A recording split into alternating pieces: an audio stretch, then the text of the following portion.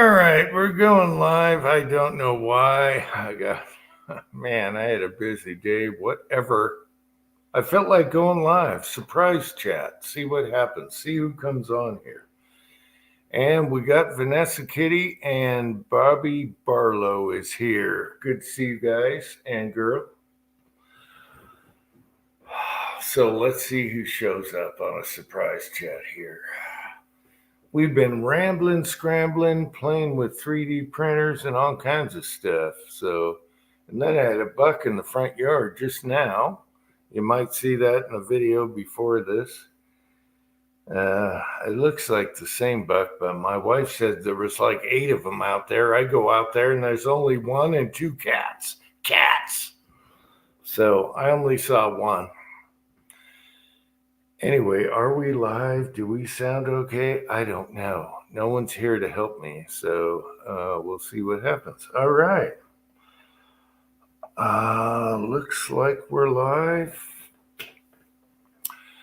Okay, busy day, but I don't know why I felt like doing a live chat. I just had an impulse and boom, bang, pow. So if you guys have any questions, throw it down there.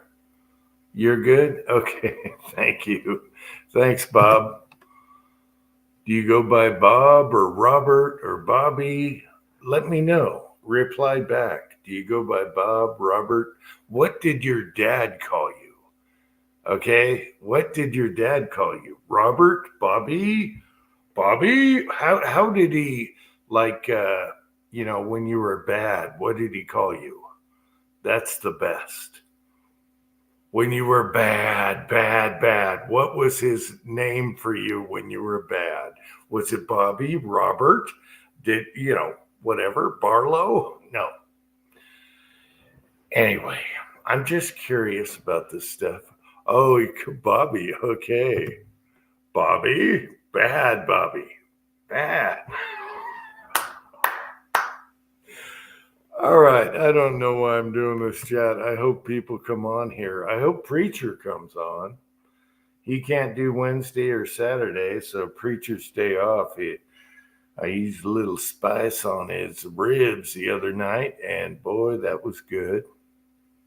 And the Ozark rub and all that. But I used his barbecue sauce, and man, it's been a long time since I had good barbecue. It was okay. I know what to do next time, but it was really good. I'm eating leftovers for 3 days because the other family they don't like pork, so that's good. That's good for me.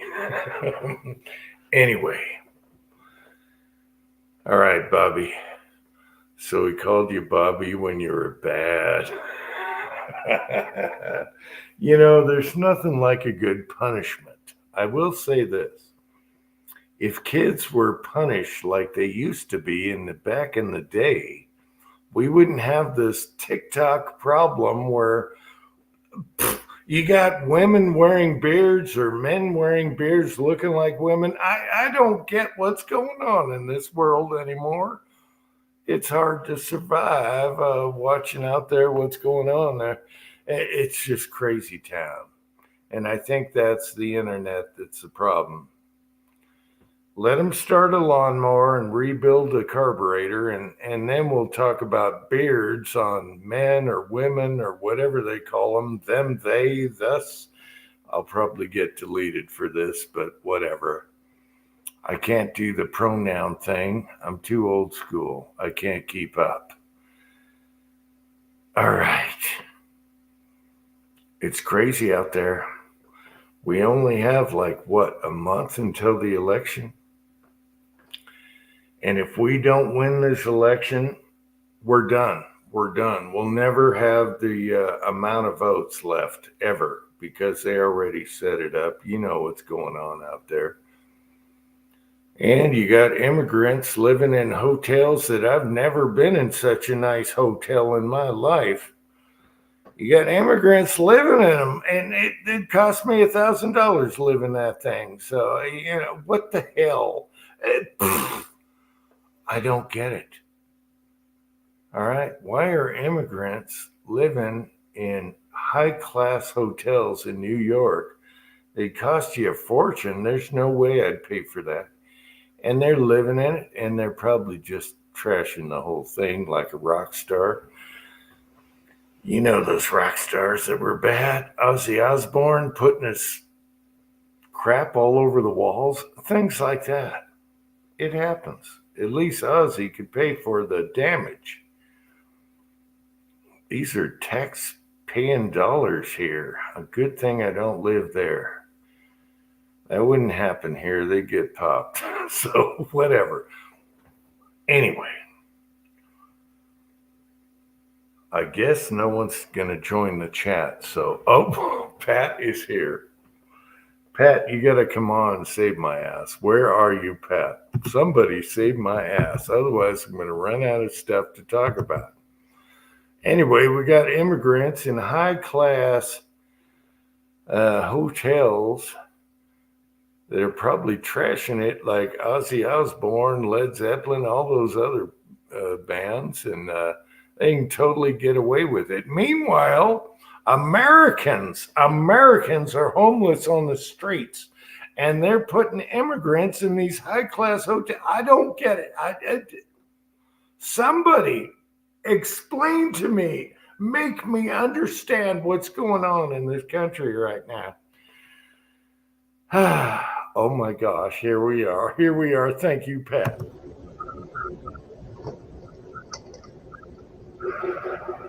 Jim, I don't know how long this will last. The ball and chain taskmaster is on her way home, so I'll have to take care of her pretty quick. That's okay. Thanks for showing up. I think she'll take it easy on you if you're on a live chat. Well, she won't know. She's going to open the door, probably stop in and start screaming. Well, just tell her, screw off. I'm on an Uncle Jim live chat right now. I'll do that. We'll see how long that goes. Yep. How you doing, Pat? I just did a video on a $214 Glock 17. I just left a comment because I'm working on large language AI models right now. Okay, anyway, so I download this model. It's about 40 gigs big, been probably cost someone Amazon $20 or $30 million to train. And so I asked it, tell me about Uncle Jim 2 on YouTube. Wait a minute, you asked who? What? Okay, so an AI robot. Artificial intelligence robot. Okay, you asked a robot about Uncle Jim. Yeah, but this is a standalone. It's downloaded off the internet. It's just a test to see how much obscure stuff can I get out of this thing. Just out of curiosity. So I asked it to tell me about Uncle Jim 2. Nothing. Oh no, it gave a whole paragraph and a half on your ass. I got a paragraph and a half on my ass from a robot? Yeah. That's pretty good, I guess. I guess. I mean, I asked it how many commies Pinochet killed. just to see where it was at. And oh yeah, it's a fucking liberal. You know, it's like, oh, it was a dark time in history. Anyway, I had to read through like a paragraph of mealy mouth excuses before I could get to, oh, you killed 4,000. Fine. Oh my gosh. Let's see. Gunswatter is here and James Owen is here. Thanks, guys, for coming on. Well, at least I got a paragraph from a robot. That's great. Oh, it was awfully complimentary too. I was expecting it to go off and be nasty, but no. I did a robot video with Danger Will Robinson, so maybe that helped. Yeah, big model though. So yeah, I've been trying to think up questions. Oh, that's funny. I never tried that. Eastwind Farms is here. Good to see you. We're just doing an improvised live chat. I was hoping to get Preacher on because he doesn't do Wednesday and he doesn't do Saturday nights. So it's Thursday, and what the hell? Oh, what happened to the? Oh my God! Did you post all those at once? Yeah. Oh my God! You ruined my screen here. Okay. Well, I'll quote you.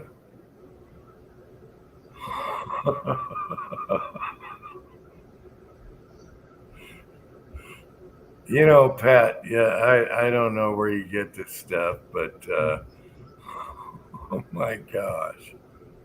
I never asked a robot about their opinion.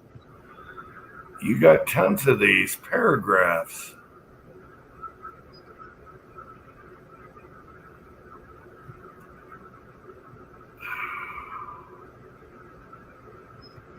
All right. Did you see where I plugged the tire? I had to plug the tire. Yes, I saw where you plugged the tire.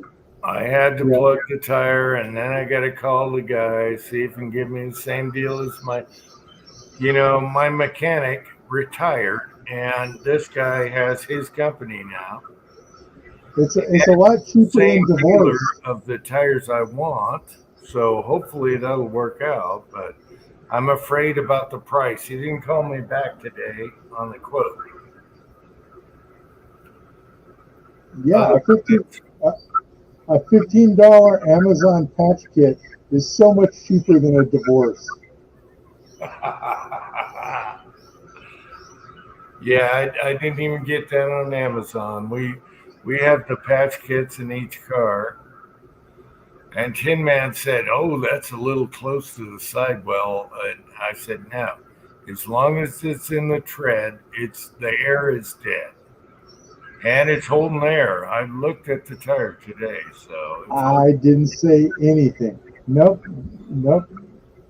And then what I will say is this: on your shooting videos, here's more than 5 for Pat, and you go shoot 5 rounds. actually, okay, we had to pump that video out, just improvised.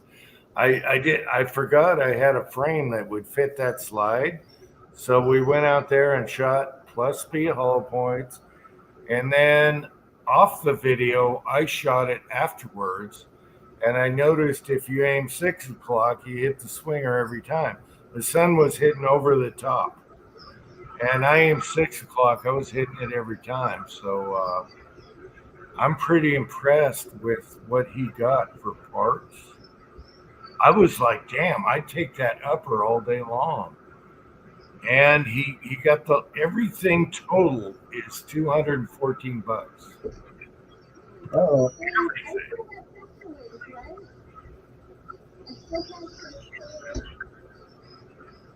Oh, I'm done. Uh-oh. What's the matter? Oh, she's home. Just tell her to have mercy on an Uncle Jim live chat. She loves me. Come on now. She loves me. There's got to be points there somewhere. Maybe not. No, she's hungry right now. Low blood sugar. Okay. Now, somebody get on here and bail my ass out.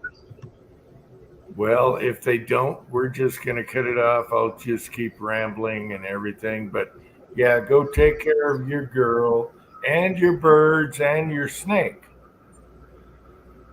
Always take care of your snake, people. Just saying. Yep. So Nemo got a shower today. So he got sexy time with a girlfriend, for free. So he's a happy camper. She's not. Was that in the sink like the other? Yeah. Okay. Yeah, you run the sink like the cats drink the water, and your birds take a shower. Mm-hmm. All right, I like that. Only the one. The other one, she only does a bath. I mean, you're supposed to not be able to tell like a male from a female apart, But no, the boys like showers and the girls like baths. Okay. Say hi to Uncle Jim. Hi, Uncle Jim. Hey, I'm sorry. I did improvise live chat and screwed up everything. Oh no, she can't hear you. You're on the okay. headphones. All You're right. safe. Just tell her I'm sorry. Uncle Jim says sorry. This is an improvised surprise chat. As long as he sticks to the Saturday one, so I can have some time off because he can't switch the days on me. So yeah, that's okay. But you must have one on Saturday. She says you must have Saturday chats. Oh hell yeah. She gets to take a break from me on Saturdays. Yes, I'm sure all the wives will agree. That's like our day off, or someone. Yeah, of course there's no wife chat. Jim is afraid. Oh, be Whatever. very. I just want you on the chat, so you leave me alone. Oh, yeah, I'm still worried about that one. Yeah. I know Mrs. Tin Man's up for it. And Vanessa. I know. We're going to have to work on that.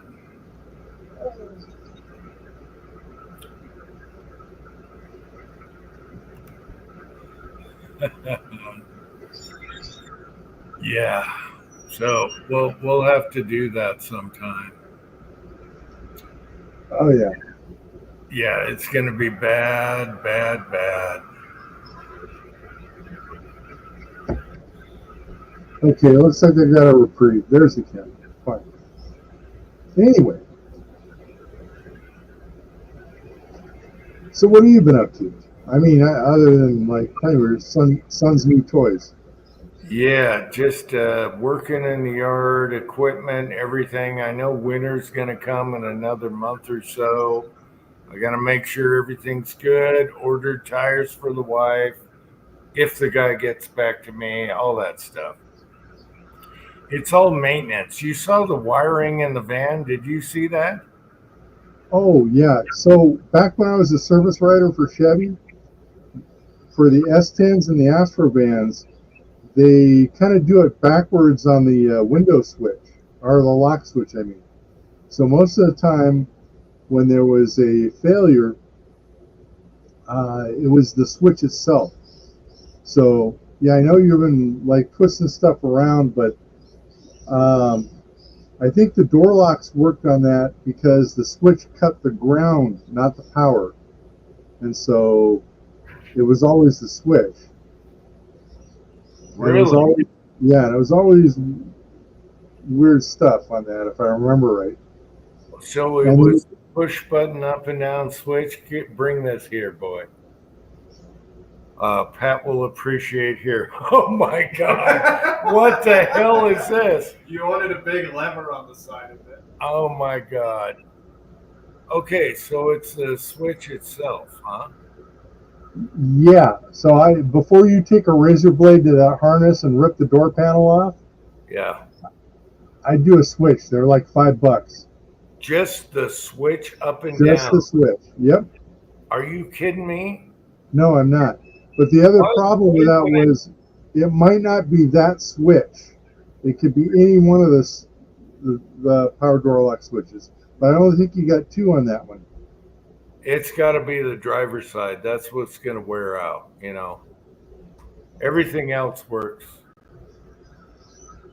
Interesting. I never thought about that because when I pulled the whole harness down, it worked. So it looked like it was a short in the connection.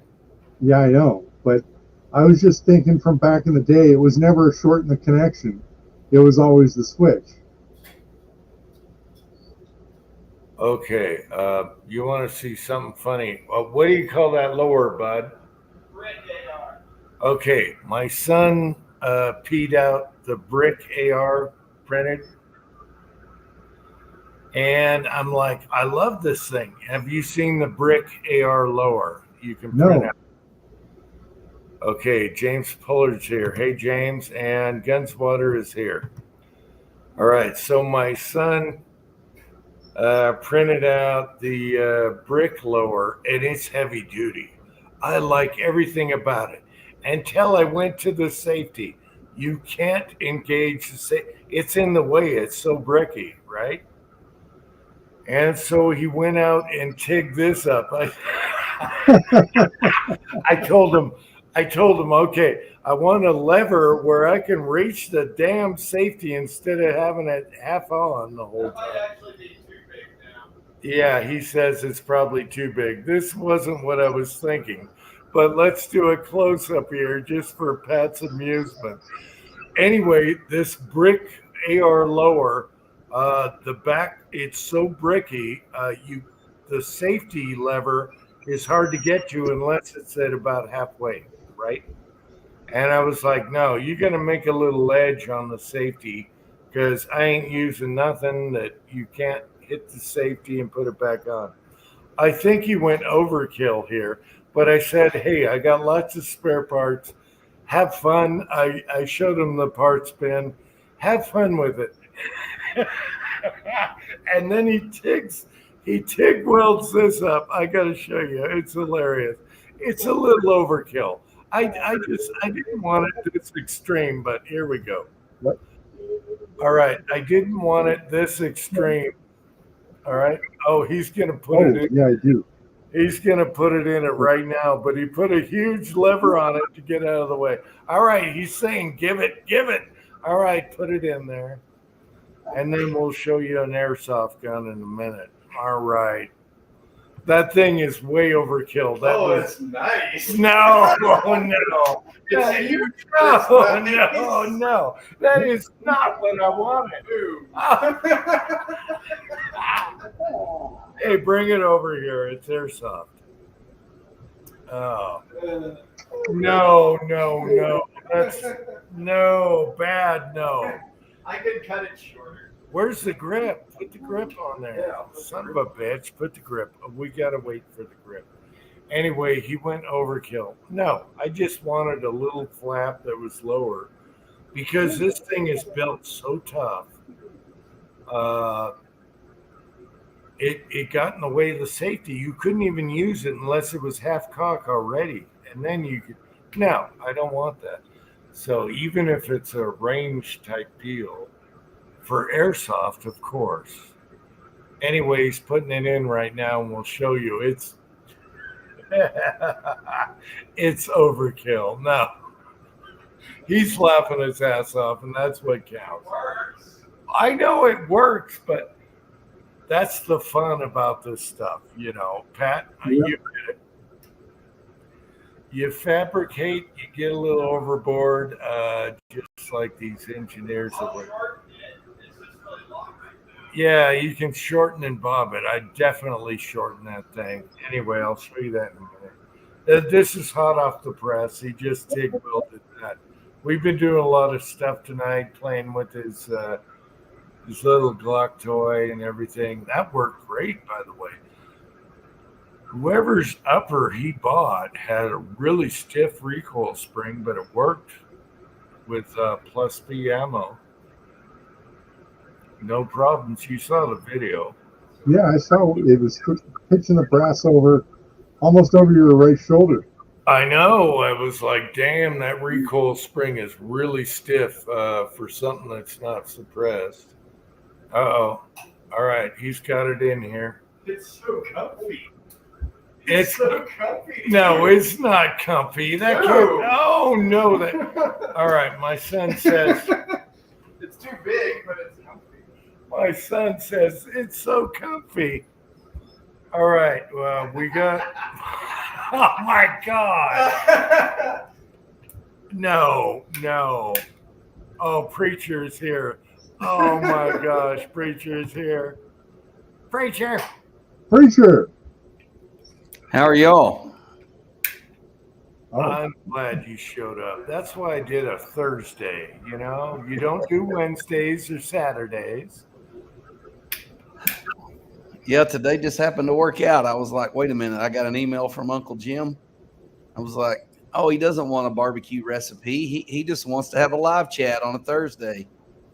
Yeah, but I used your stuff. I used your barbecue recipe.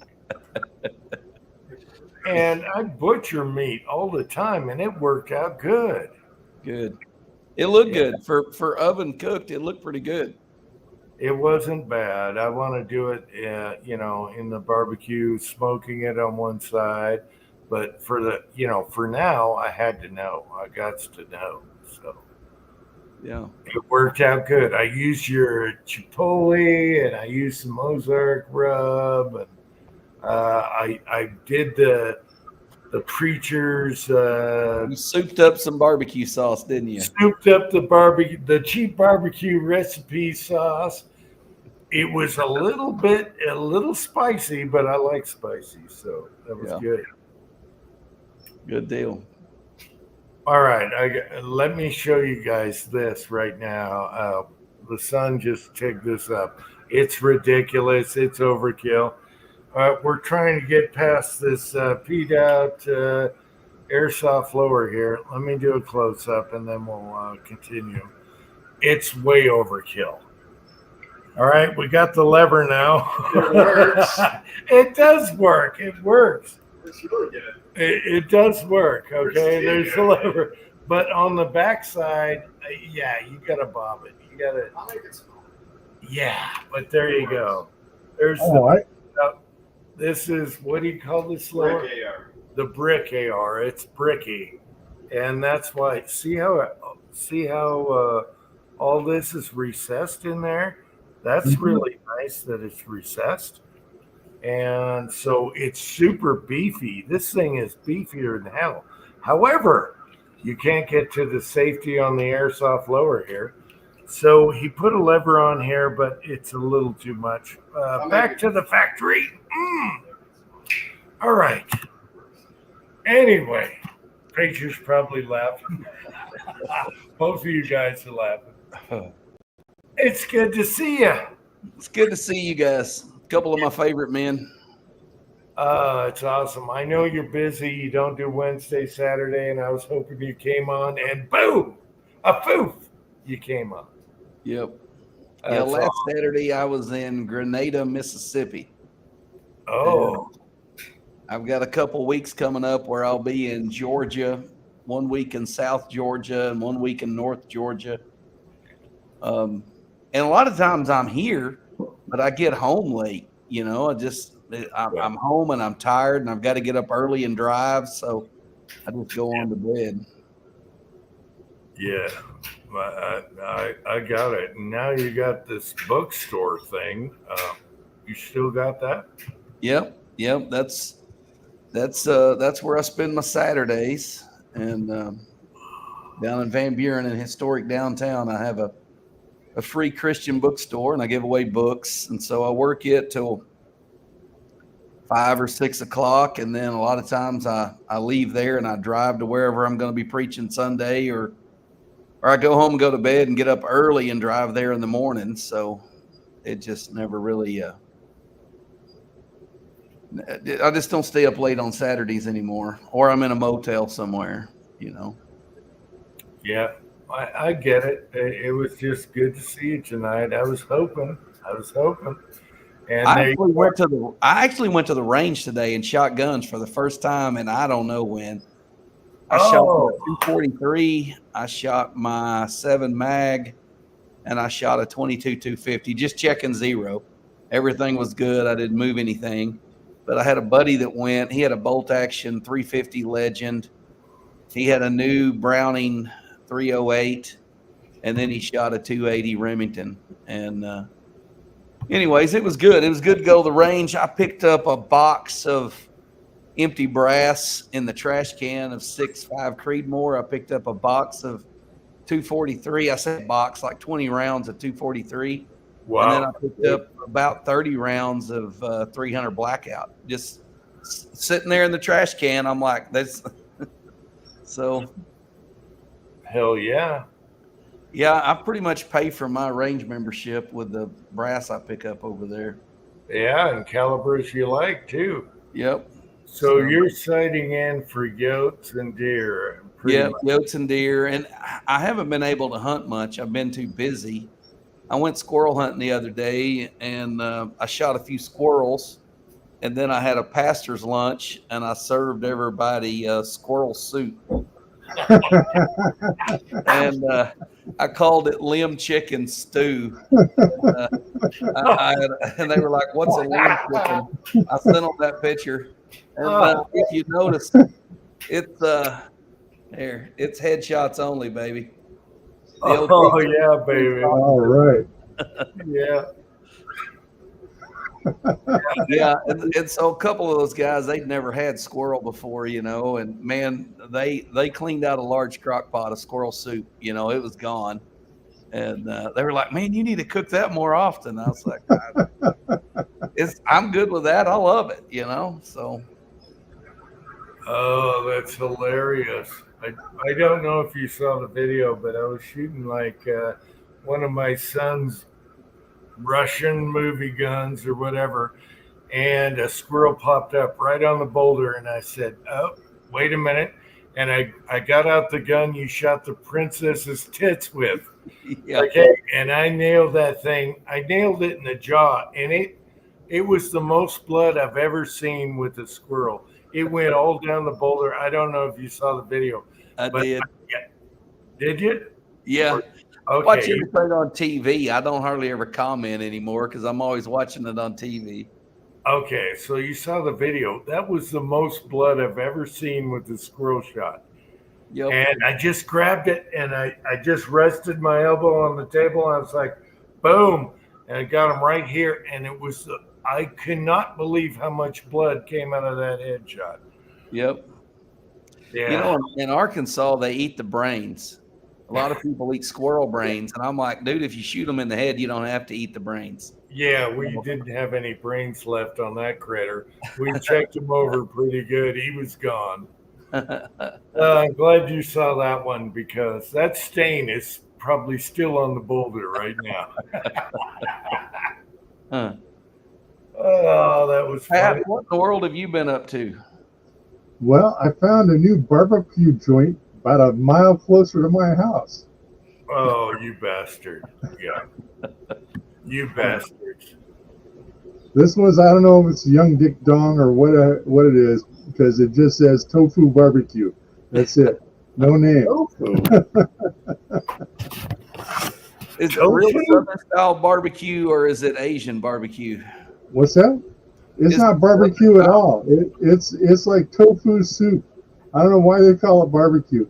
I mean, I'm really tempted to go in there and ask them for some coleslaw and some beans and maybe a little brisket one of these days because I know they don't have any of it. Man, I tell you what I'd like to do.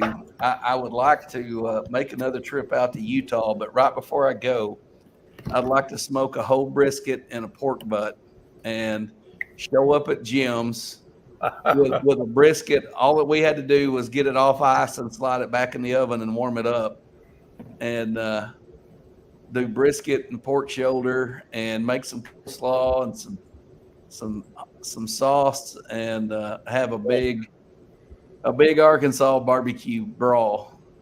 Hey, just show me how to cook. You brought barbecue last time, remember? I Now, did bring I let barbecue. it down and you had your sauce and everything. Hey, James, shh, quit cranking. Anyway, you brought barbecue last time, and I was just gobbling that stuff down. Yeah.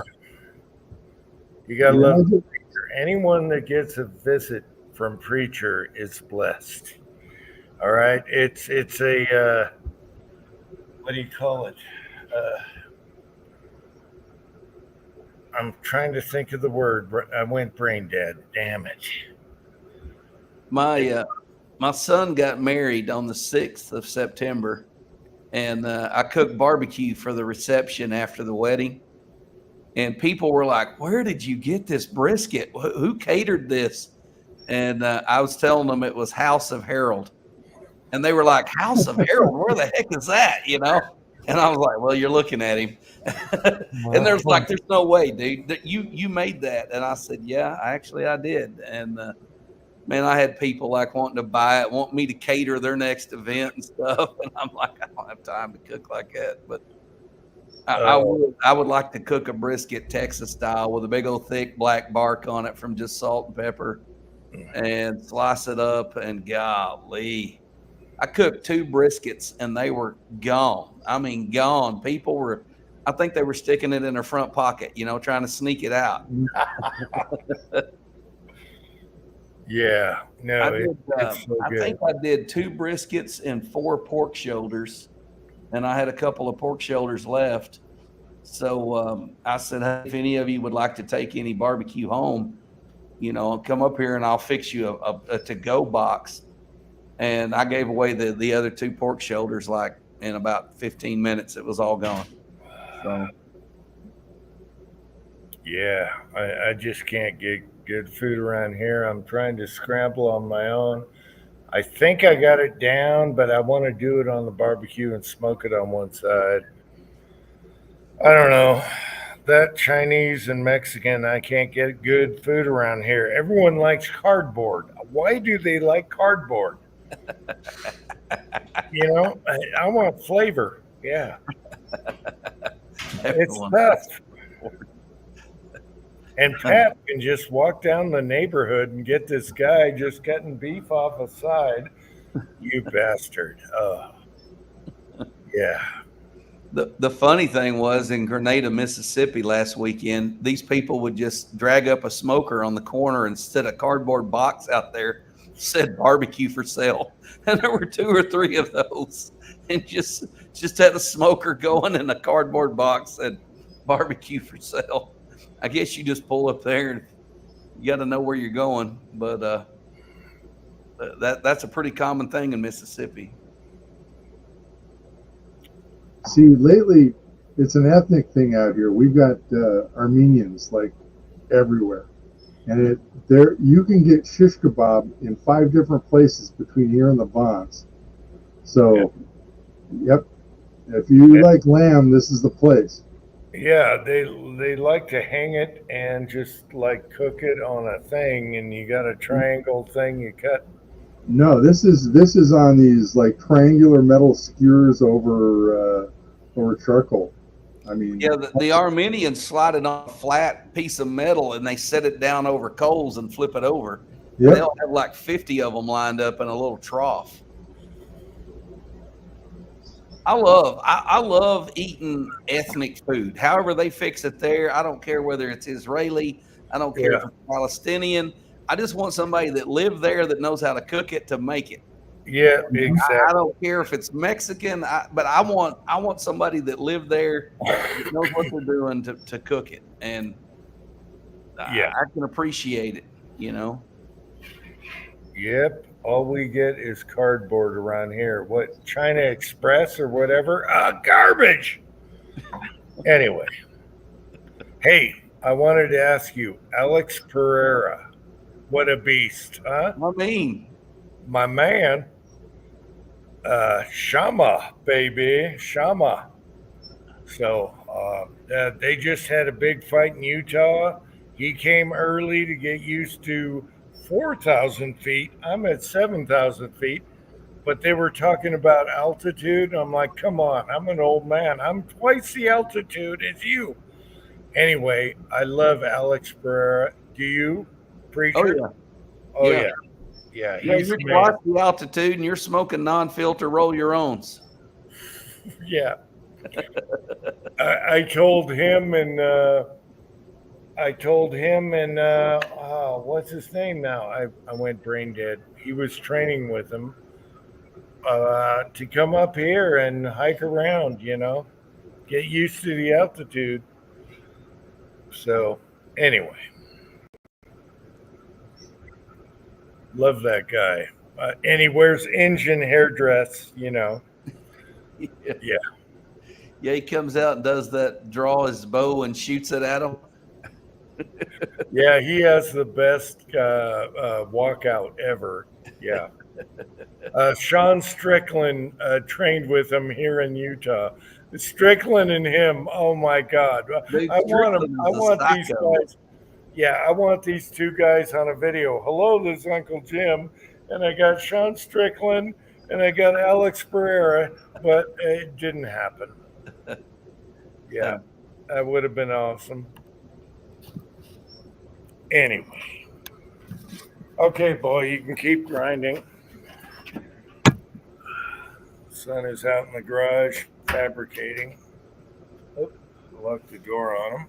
Bad. All right. Well, it was good to see you come on here, Preacher. And Pat. I got Oh no, but I'm happy to see Preacher. I haven't seen Preacher in months. I'm thinking about it. Every time I drive by that place, Tofu Barbecue, I'm thinking, man, you know, I should freeze this stuff and send it to Preacher. Well, I got a new 22, and my brother, his father-in-law, was at some kind of estate sale, and they had a bunch of guns for sale, and he asked the guy if he'd sell two 22s together. So he bought a Henry lever action 22 and a CZ automatic 22 together. Both of them were still new in the box. He called his son-in-law, which is my brother, and he's like, "Hey, you want to go in on these? I want to buy both of them." So my brother was like, "Yeah," and he jumped in, and then he didn't want the lever action, so he took the CZ automatic, and I said, "Well, what are you going to do with it?" And he goes, "I'll probably resell it." And I'm like, "Well, what do you want for it?" You know, because I'm loving 22s right now, so I bought it. I think it's called a CZ 512. I think that's right. It's an automatic. They don't make them anymore. Wow, I got to look that up. I didn't even know they made an automatic. They quit making them last year. This thing's brand new. It's never been fired. I mean, it was still in the wrapper, still in the box, threaded 16-inch barrel. It's got a wood stock, but it's real dark black. Almost, it's not painted black, but it's like stained black. And a 10-round mag. And I got on Optics Planet today and ordered a scope and rings for it. Whenever they get here, I'm going to go to the range and shoot it. I'm kind of fired up about it. You got to do a video because I have no idea what a CZ22 semi-automatic looks like. Yeah. No idea. You got to do a video. I have no idea. Well, I'm excited about it. I like the looks of it. And those squirrels I shot the other day, I shot them with my Tika bolt action 22. But I was like, man, you give me an automatic that shoots halfway decent, and the tree rats are coming down. Let's see. Hobbies Hobos here from Canada. And Chessboard is giving me crap about some smoked sardines. What? No, I'm not rich. I'm barely getting along. With this economy right now, with the Biden, are you crazy? I'm half broke. Yeah. We need Trump back in office or we're screwed forever. We'll never get votes again. That's another thing, but whatever. Well, I'm just telling you, around here, I could live better homeless.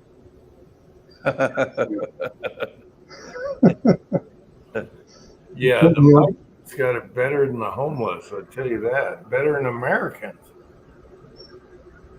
Before you go on the streets, move to Arkansas, Pat. I'll find you a place. That's all right. I mean, like I said, if I move onto the streets, it's not really the streets. They'll put you up in a motel. You get 3 squares a day, filled up debit card, and all sorts of crap around here. They'll give you free needles if you're into that sort of thing too. But my Preacher, my favorite memes are they're eating the dogs, they're eating the cats. Eat the cats. I'm going to do a whole video on that. It's true, though. They're eating the pets. I saw a picture the other day, and it was there was these 2 Sioux Indians. This was a black and white photo from like 1901 or 1889 or something. It was like, right around the turn of the 20th century. Yeah. These 2 Sioux Indian ladies were like had on these, blankets and everything bundled up, and they each had a rope, and it was tied to this black and white dog. And there was another guy standing there, and then there was this like big Indian guy standing there, and he had an axe turned upside down with a hammer, and he was centering up on that dog's head. It said slaughter. The caption said Sioux Indians slaughter a dog to make soup. And this was Oh, like yeah. a real stocky. I mean, you could tell they had fed out this dog to eat. Oh yeah, they like dog. The Blackfoot, all of them, they like dog, especially around here. Yeah, Indians like dog. Yeah, I'll admit it. Yeah, Oh, but Sylvia, they weren't eating the pets. All right. now Sylvia's favorite meme out of all this was Kamala in front of a Chinese communist flag, and the caption read, "Two kittens in every pot." Oh, yeah, Two kittens in every pot. yeah. There's so many good memes, Oh right? yeah. Yeah. Oh, that's good stuff.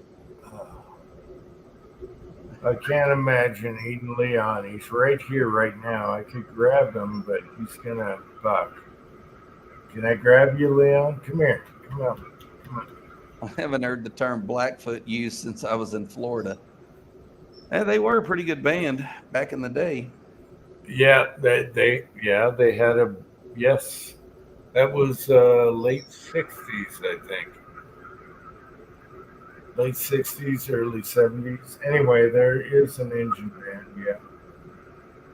Come on, Leon. Come here so I can eat you. Feed my belly. He's right here, but if I grab for him, he's gonna run. I'll be right back. Don't run off. All right. Oh, it's good to see Preacher. Come here, Leon. Come on. Cats have been doing good. Lots of chipmunks. Entrails and tails. That's all they leave on the carpet, and then I got to replace the carpet. Oh, one or two videos ago, you opened to that. It was like a tail. Yeah. Yep. Well, Jim, Preacher, I got to get going and cook the little woman some dinner here. So All right. I can come back if you guys are still on. But No, this was a quickie improvised. Take care of your girl and do all that stuff. So tell her I said, hey, sorry for the late dinner. all right, I'll let her know. Good night, you guys. All right, take care, Pat. Cat, love you. It's good to see Pat. Let's see, Thorzak's here. Hobbies, chessboard, Gunswatter. I hope I didn't miss anyone. Just an improvised tonight, but that's what makes it fun. I'm glad Preacher came on here. He got me going on the ribs there, him and Ozark, and so that was good. I still got leftovers. You can zap it in the microwave just real quick, just to get it warm. Oh my gosh, I still have a third dinner left from that, pork belly. No, not pork belly, baby back rib thing. So I still got dinner tonight after that. So Jim puts the FU in fun.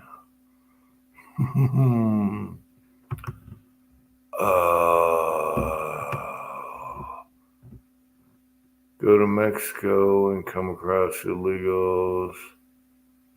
Well, they're getting they're getting rich hotels free. I've never stayed in a hotel that some of these immigrants are staying in. I never paid $1,000 a night or whatever it is.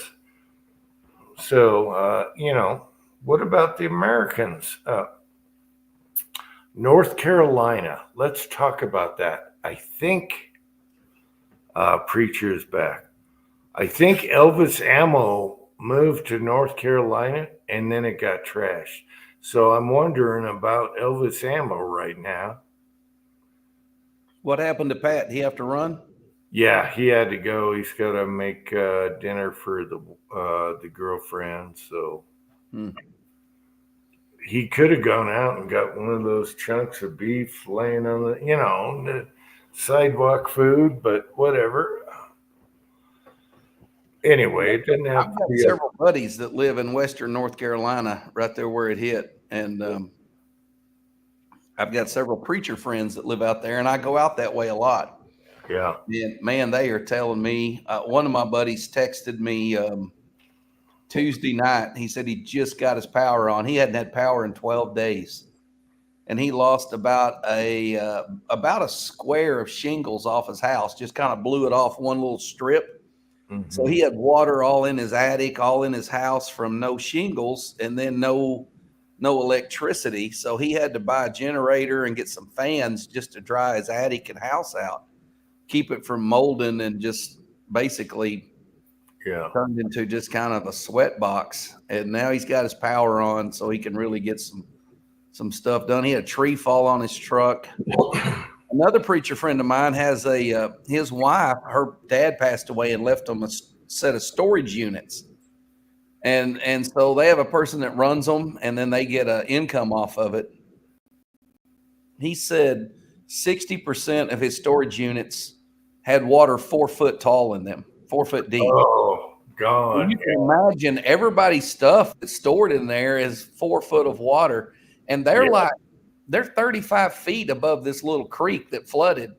They've never, ever even been close to a flood before. And it was well up, covering most of their property. So it's pretty much a loss. They're going to have to go down there and clean all those out. And they'll be pretty much empty of contents after that. So. And about the FEMA controversy. Yeah. They were way late. You had people on their own in airplanes trying to bring food and everything, and they're like, no, you got to do it our way and everything. And they bunched that up and screwed everything up. FEMA.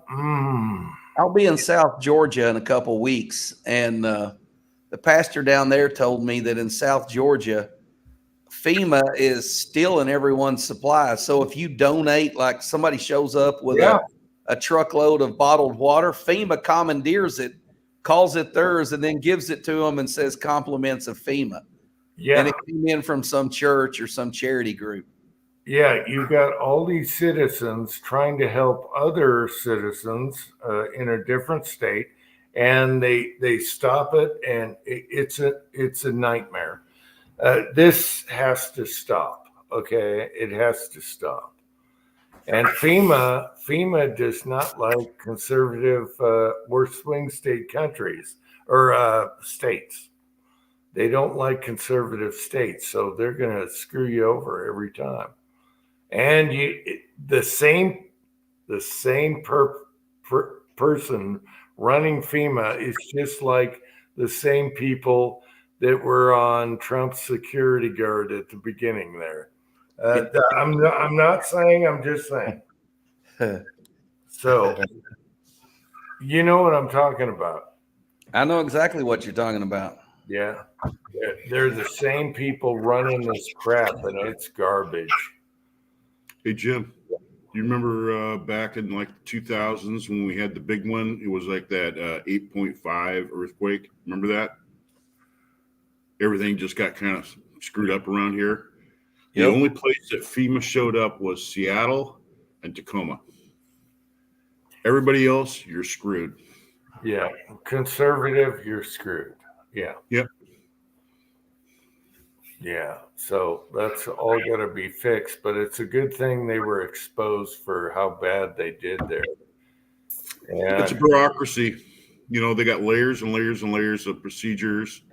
They've been given all the authority over all the federal agencies in the way of emergencies. And, I worked with those people, and some of those guys, they didn't like, being told that they can't do this or they can't do that. There were people showing up, willing to help and stuff like that, in emergencies that he went to all throughout the United States. And they have to turn them away because they're not official personnel, and church groups and people like that show up, and the guy was kind of making sense out of it in a way, because what it is that FEMA stands for, Federal Emergency Management, agency. And so they have to manage all those people and all that effort, and they just can't have everybody diving in there. Just gets to be a mess, even though people, mean well and they're willing to help, but they can't be organized because they're not under some, federal, system, like, that's just, that's it. I mean, yeah, but they're given all authority over everybody, including the National Guard. The National Guard shows up, they do exactly what FEMA says. Yeah, FEMA's crap. We got guys here at 67. Rebel SST AMC is here. The thing you have going in Western North Carolina is you've got 3 religious disaster relief organizations headquartered there.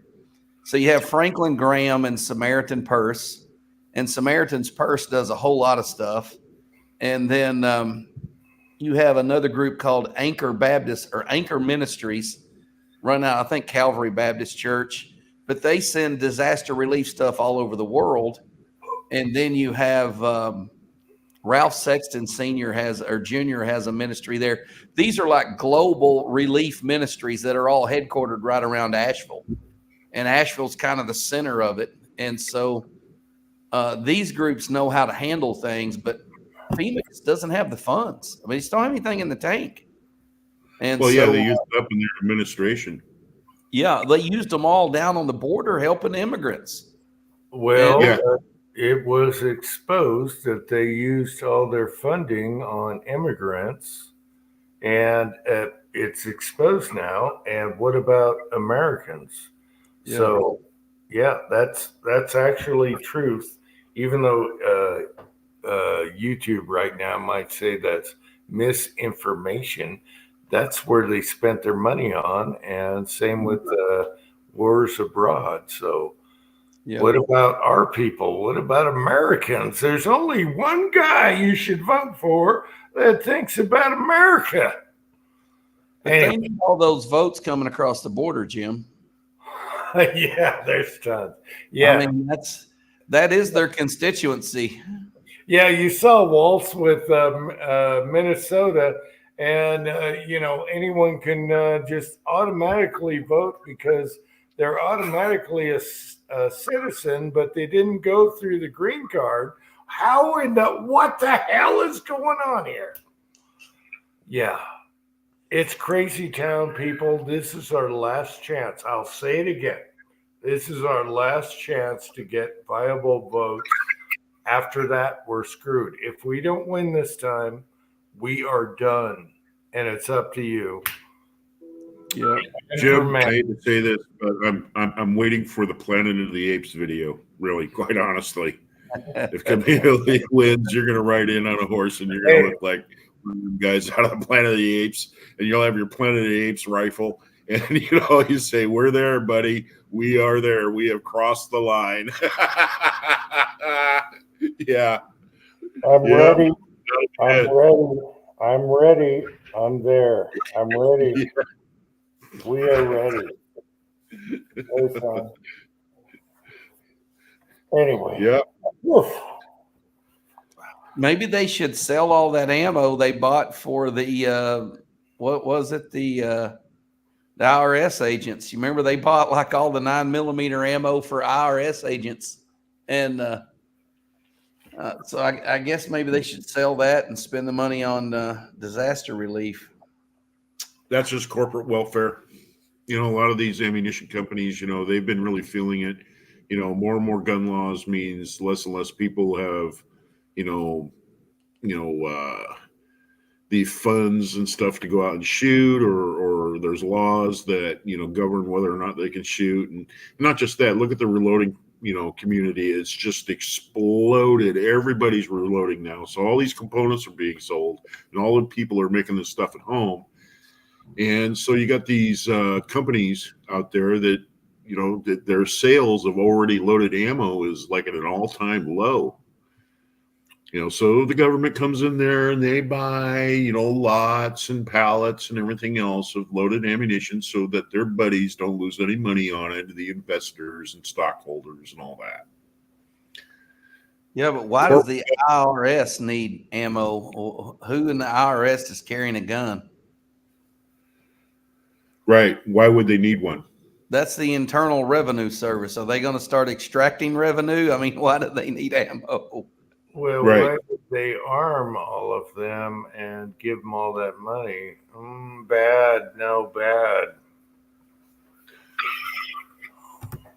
Let's see. We got one Kyle here. I smell an animal, so that's a start. I really honestly believe that the story of the United States is going to be just like one of those passages in the Book of Kings. It is. If this don't work, we're on our own, and you know what's going on. So there you go. If this doesn't work, we got a month. If this doesn't work, you're on your own, or hopefully we'll get together. But you know what I'm talking about. Yeah. They've already labeled us as tribal. Well, I wanted to ask Preacher, don't you think it's evil what's going on out there? It's got to be evil. All the corruption, all the evil, all the... Boy, Jim, you would put Preacher on the spot, and I'm sure. It's, I don't have a problem being put on the spot. I mean, I've never been bashful about what I believe. Oh yeah. I think really the world itself, the world system is an evil thing. But I think as a society as a whole, we have given up our view of God. Whether you're a Christian, whether you're a Buddhist, whether you're an Islamic, you have this view. If you're a religious person, you have this view of a higher power that you're accountable to. So you have a God up here. There's a God that we're going to answer to. Regardless of what your belief system is, you believe that you're going to answer to this God. What we have today is a time in American history where atheism is at an all-time high.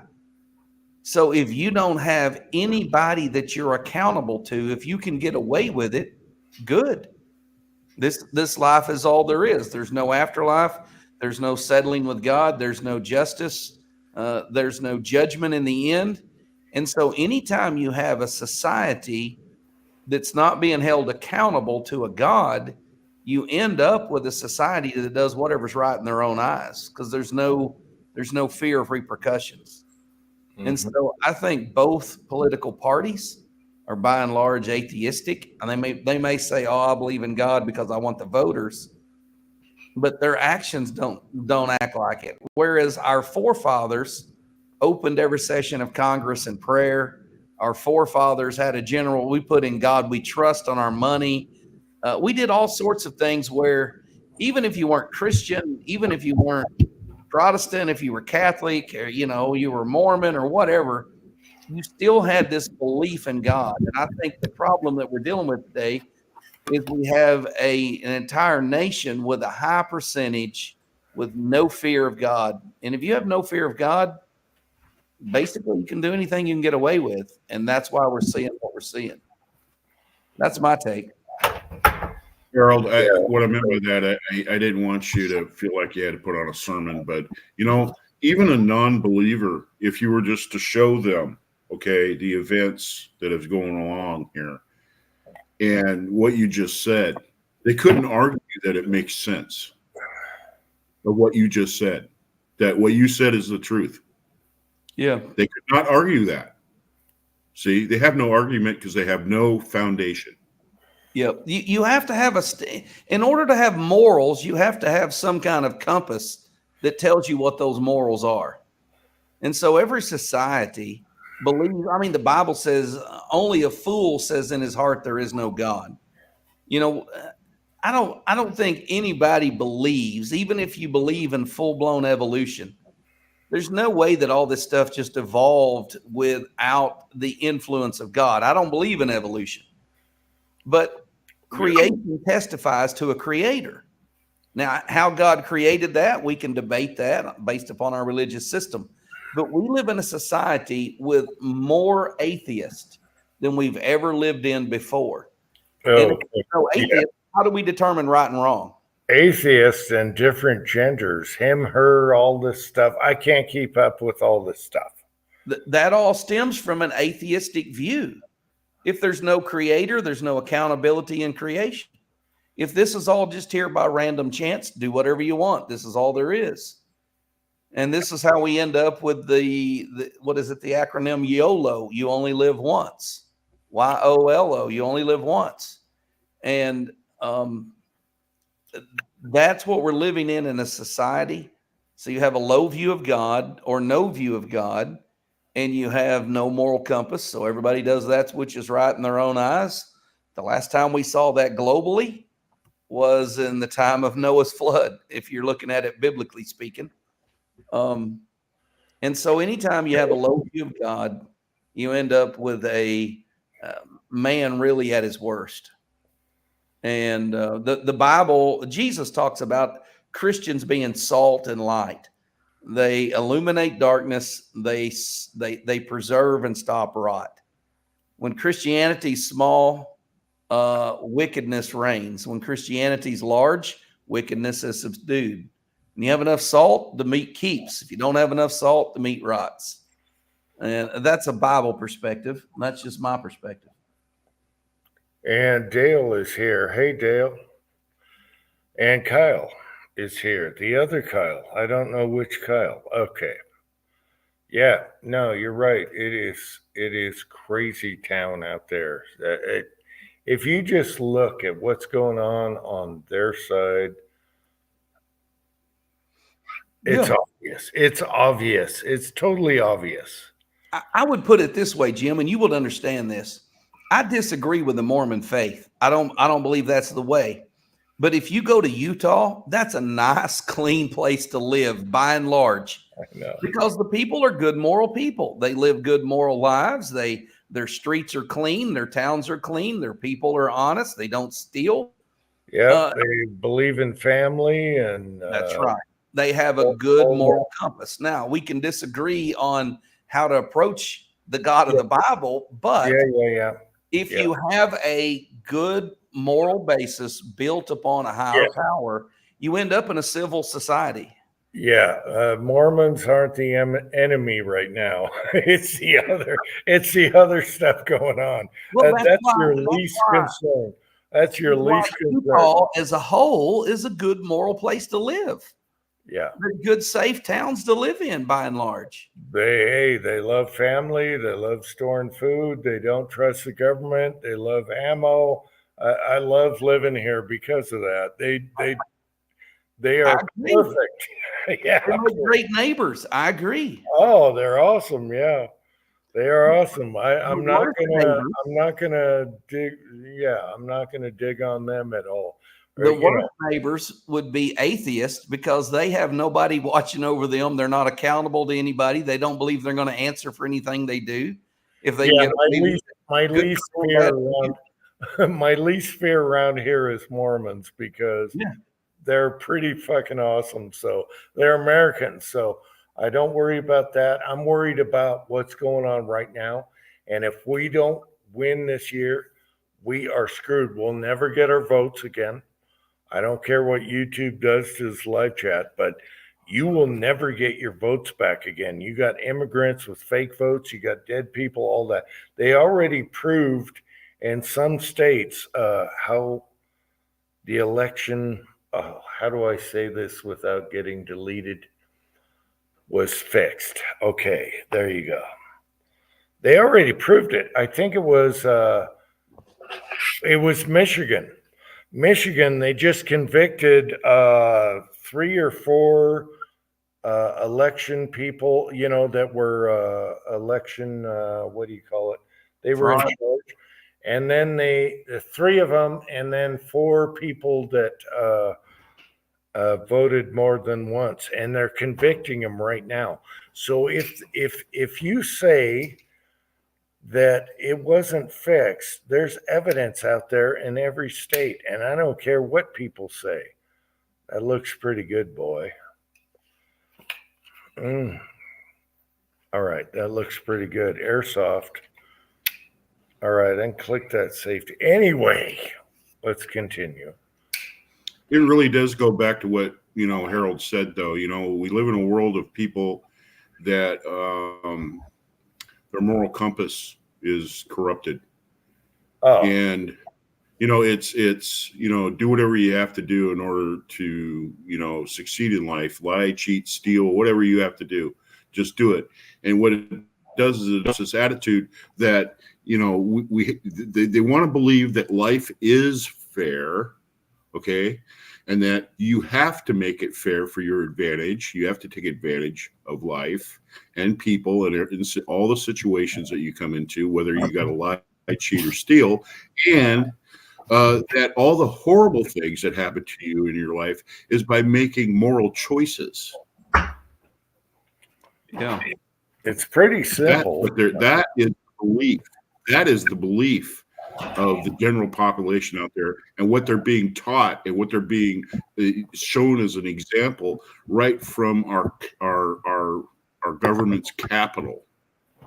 Yeah. Yeah, and you can't legislate morality. You can't make enough rules to make people be good people. And our Constitution is built to govern a moral people. And once you get immoral people, they're just going to constantly be looking for loopholes in the law. And that's what you see with our two-party system. I mean, they only care about themselves. Mr. Bob is here. Can you imagine our forefathers dealing with the crap today? You got bearded women, non-bearded man. It's just, I can't take it anymore. I don't want to die under a dictator. So if it doesn't go good this time, we're screwed. I'm sorry, we're screwed. If it doesn't go the right way this time, we are screwed. You'll never vote again. Your vote will never count. I'm sorry. This is the line. The line in the sand. This is the first time I'm going to say this is the line. So there you go. All right. Well, like Preacher said, it's corrupted. It's corrupted and it's perverse. It's so bad. It's so bad out there. Yeah, I mean, we've got kids in high school crapping in a litter box because they think they're a cat. Yeah, and part of it is the internet. You got TikTok and all that. They think they're critters now, or their gender is wrong. And where did all this come up from? Before they were, in the closet, stay, be quiet. Now they act like this is the huge percentage of the majority when they're not. And then you've got flags on the White House, which drives me crazy, that shouldn't be there. Our forefathers would be just rolling in their grave right now. Yeah. I'm sorry. Let's bring back accountability for what you do and who you are. And let's go from that. They throw the racist card, all this crap, gender card, abortion, all that. No, let's bring back accountability. All right, you want to kill babies, abortion? Well, you're accountable for what you guys did, okay? Unless it was a rape or something like that. Okay. It still comes down to accountability. That's not birth control. I can't stand it anymore. I can't take it anymore. You are accountable for what you do. And that's what we got to get back to. But right now, everything is TikTok and you got bearded men looking like ladies, and I just can't take it anymore. I'm sorry. This probably going to get deleted from YouTube, but I don't care. You know, we have opinions. We're individuals, and we have opinions. And like I said, you know, they're being dictated now to believe that freedom is actually not being morally accountable. In other words, they don't want to be dictated what's moral, that there actually isn't any, you know, moral, you know, standard throughout the universe, that whatever they want to do, however they want to do it, is their morals, and that's their freedom, no matter who it offends, no matter how they look, no matter what they do.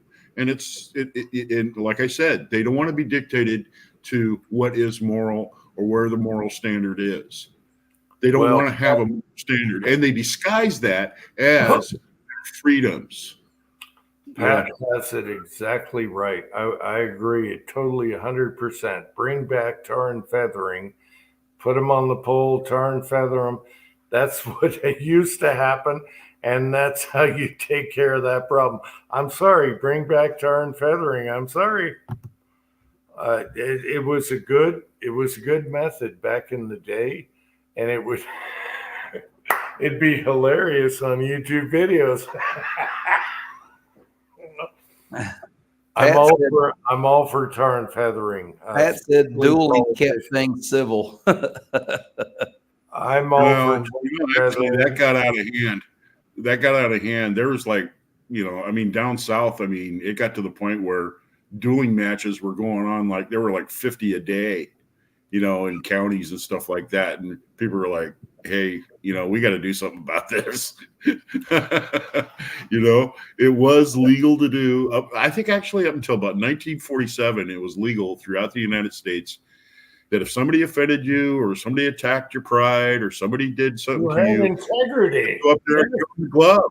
You know, you can give them the glove. Didn't matter who your boss or anybody. Yes. If anybody discredited you, you just went up there and slapped them with the glove and said, tomorrow morning at 6:00.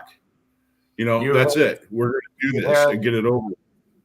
You had integrity, you had standards, and that's how it was handled back in the day.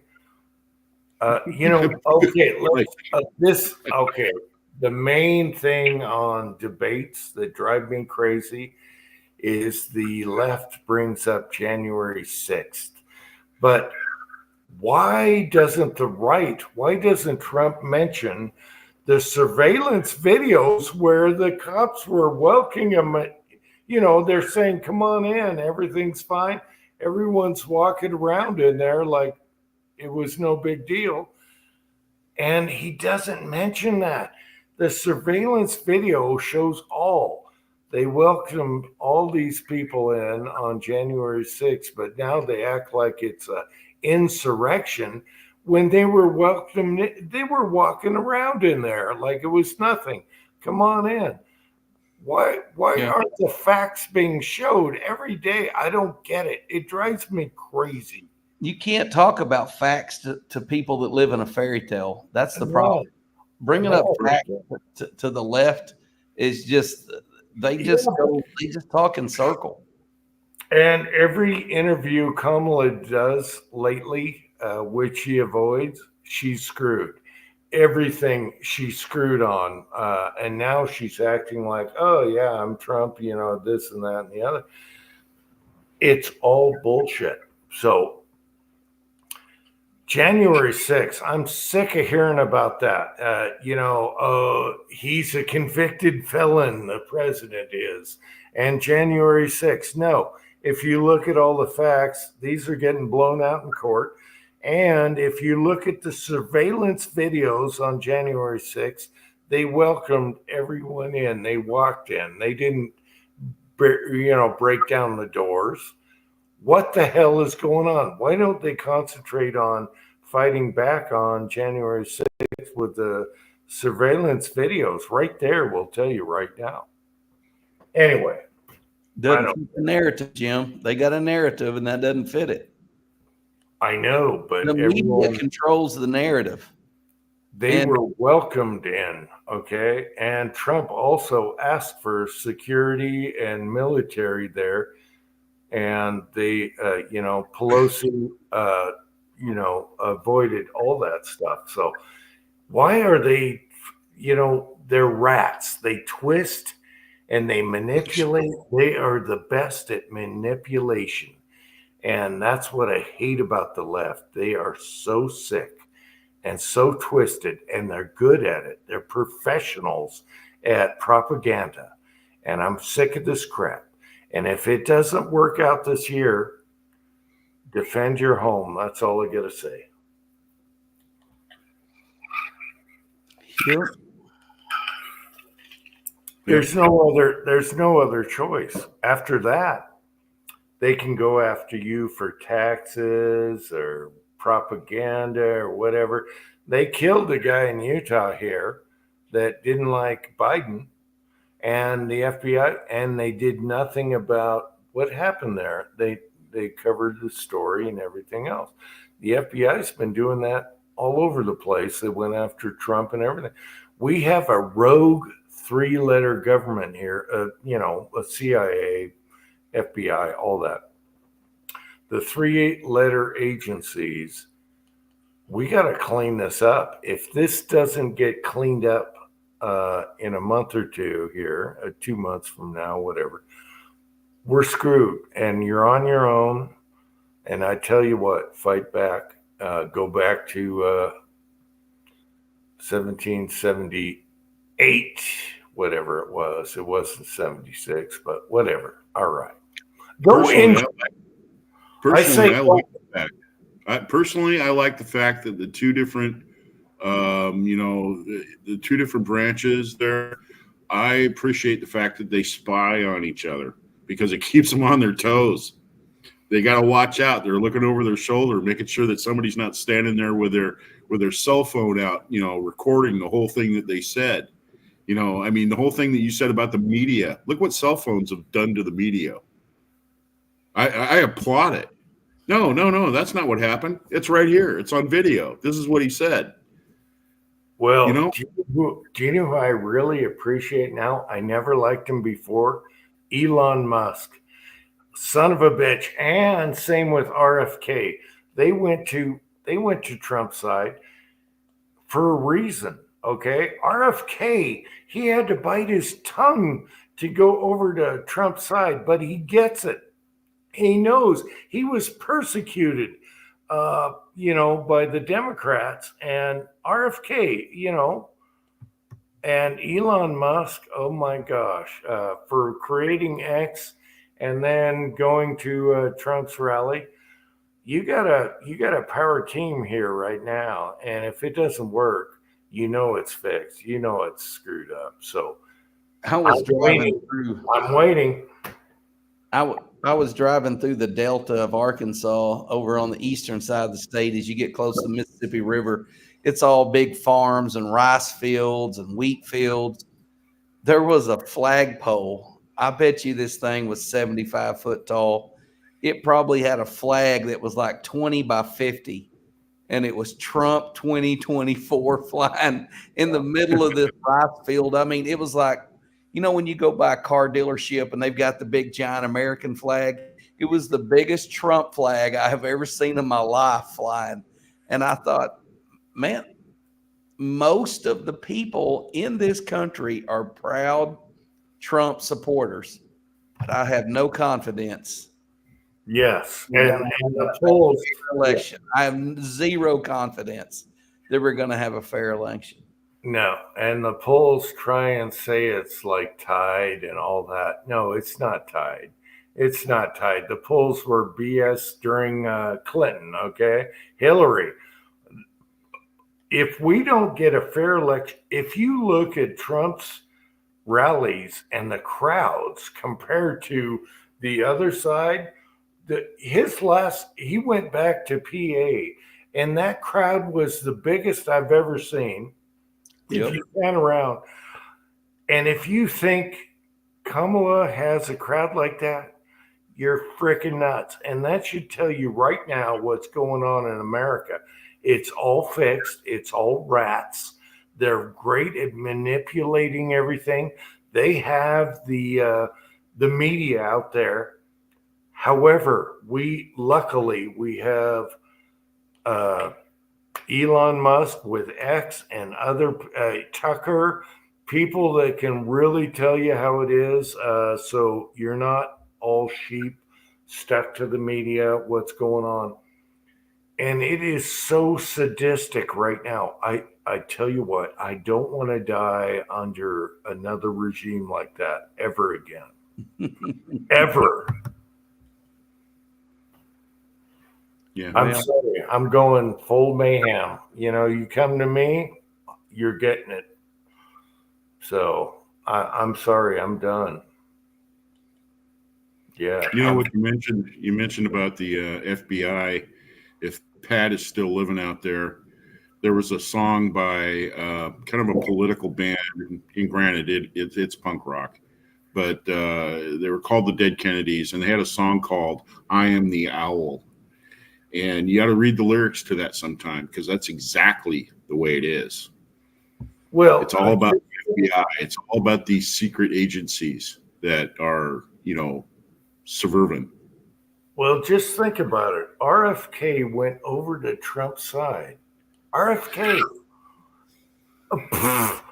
If you don't get it by now that RFK went to Trump's side, bit his tongue because he doesn't like half of Trump's policies or his ego, and he still goes to Trump's side.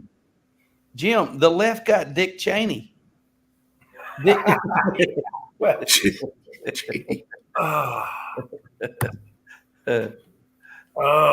saw us here. When I tell you, right after I did those ribs.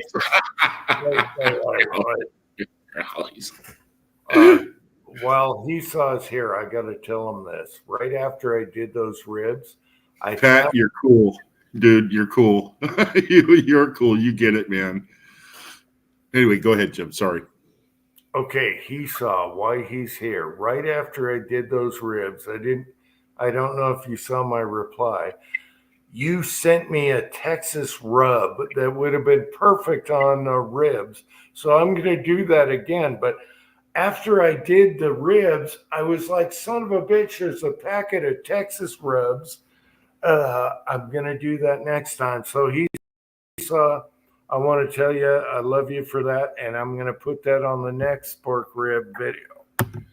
All right. I look at the Democrats, and that brings something up. Fuzz went and brought up hookers. The politicians that are Democrats they're prostitutes. They're doing something that they normally wouldn't do, and they know it's morally corrupt for money. Well, how did Kamala get to where she was? Because they're making money at it. Well, how did Camel Toe get where she was? Well, it isn't because she's a smart lady. No, she was. Anyway. And that happens a lot in government. A lot. All I got to say is this is our last chance. You will never get votes again because you got probably 15,000 immigrants, maybe more. They're going to vote, and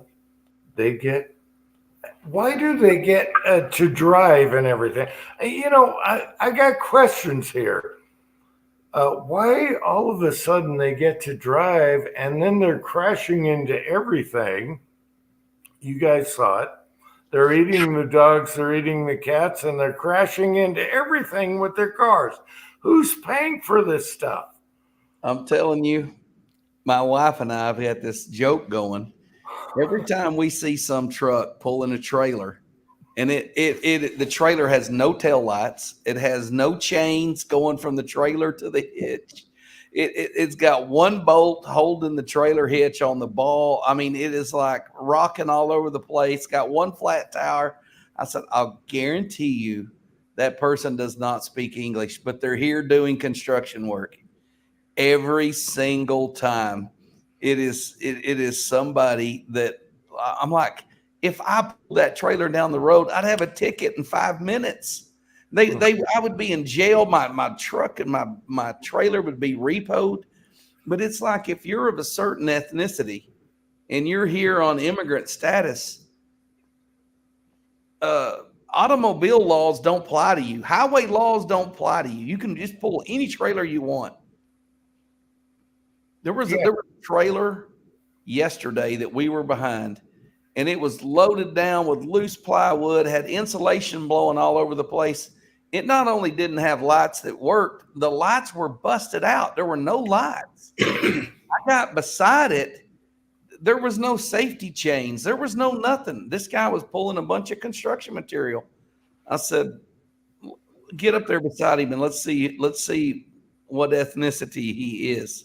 And I got up there and I'm like, how in the world do you pull that around town and not get it repossessed, not get it confiscated? Because that's what happens to me if I pull a trailer with no lights, no safety chains, a flat tire, no secured load. But I don't know, man. I don't get it. I think everyone should have voter ID and insurance when you drive. I'm sorry. We do it. Why can't everyone else?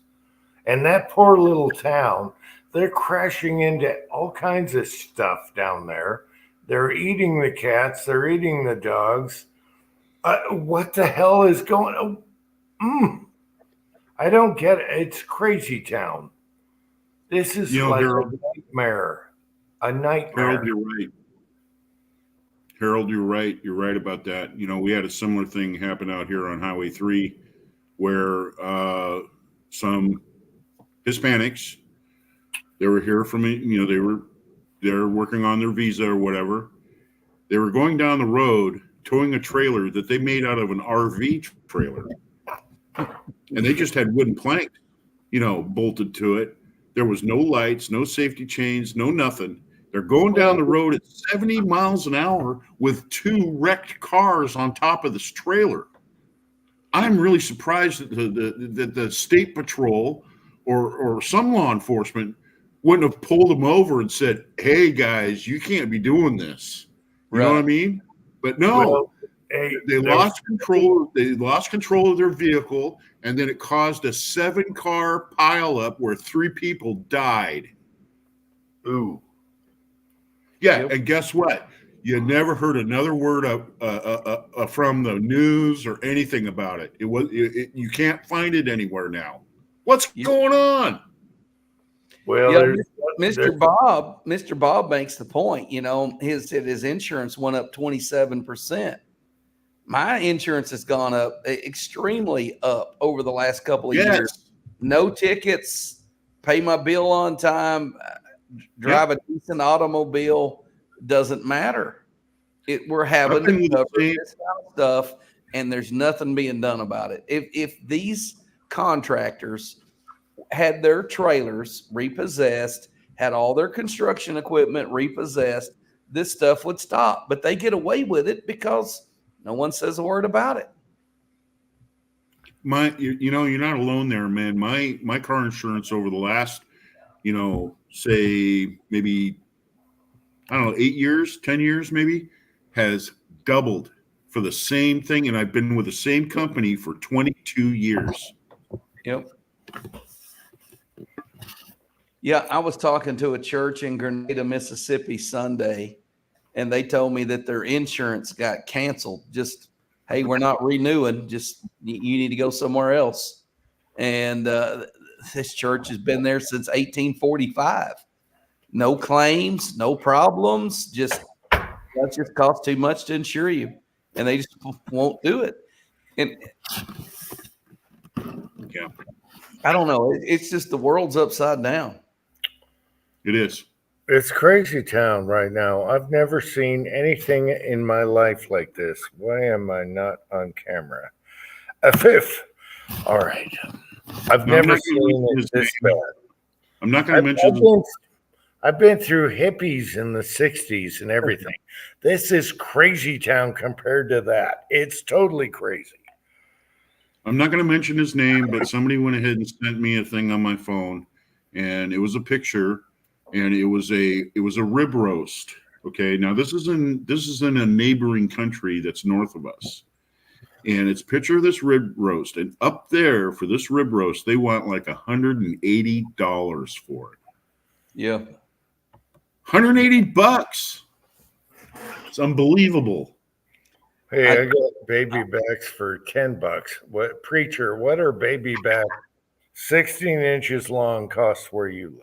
I don't know. I did see this. I watched a little bit of the cattle auction at a local stockyard. And listen, now steers that weighed 772 pounds, these steers need to get up to about 14 to 1,800. So these would be steers that would go to a feedlot to be fed out on grain before they're processed. But they were 772 pounds on average. It was a lot of steers. They sold for $1,900. Holy. Nearly $2,000 for a 700-pound steer. Now, you've got to feed him and double his size. You can't eat his hide. You can't eat his guts. You can't eat his hooves. All of those things go to the wayside. You know, they get sold for pennies on the dollar. Damn. What do you think the steak is going to cost off him? What do you think the hamburger is going to cost off that $1,900 steer? Oh, That's where you see the price. Now, what you see in hogs is they're raised in a confined space, usually in Iowa. That's the #1 hog producing state. But those hogs are raised like chickens. They're raised ultra cheap in mass confinement, and they never see sunshine. And so those that's how they get baby backs for $10. Yeah, about 4 or 5 years ago, I'd drive up and down the streets around the graveyard, and they'd have you could buy a whole beef, side of beef, quarter beef, and it was cheap. And I should have bought it. I don't think you can get those prices right now. I've got a guy raising a whole hog for me that'll be ready in February, and I'm gonna pack it in the fridge, and I guess I better buy a generator, because when the power goes out, all of my meat will be in the freezer. Yeah, well, apparently beef and all that releases gases from pooping, and it ruins the environment. Now we're paying way more money than it was like 4 years ago. And I'm like, from their poop? Are you kidding? This country was run by buffalo that pooped all over the place. What are you talking about? Have you ever seen a picture of LA in the evening from like a distant mountaintop, and the smoke haze of the cars over LA, and they're worried about cow farts? I mean, give me a break, man. If there was ever fake news, that was it. Well, I'm asking this. Did they ever have clear skies? I don't think so. All right. Not until you go back to 200 years ago. I'm sorry, Pat, but pollution's all over the place, and it's not because of cows or buffalo.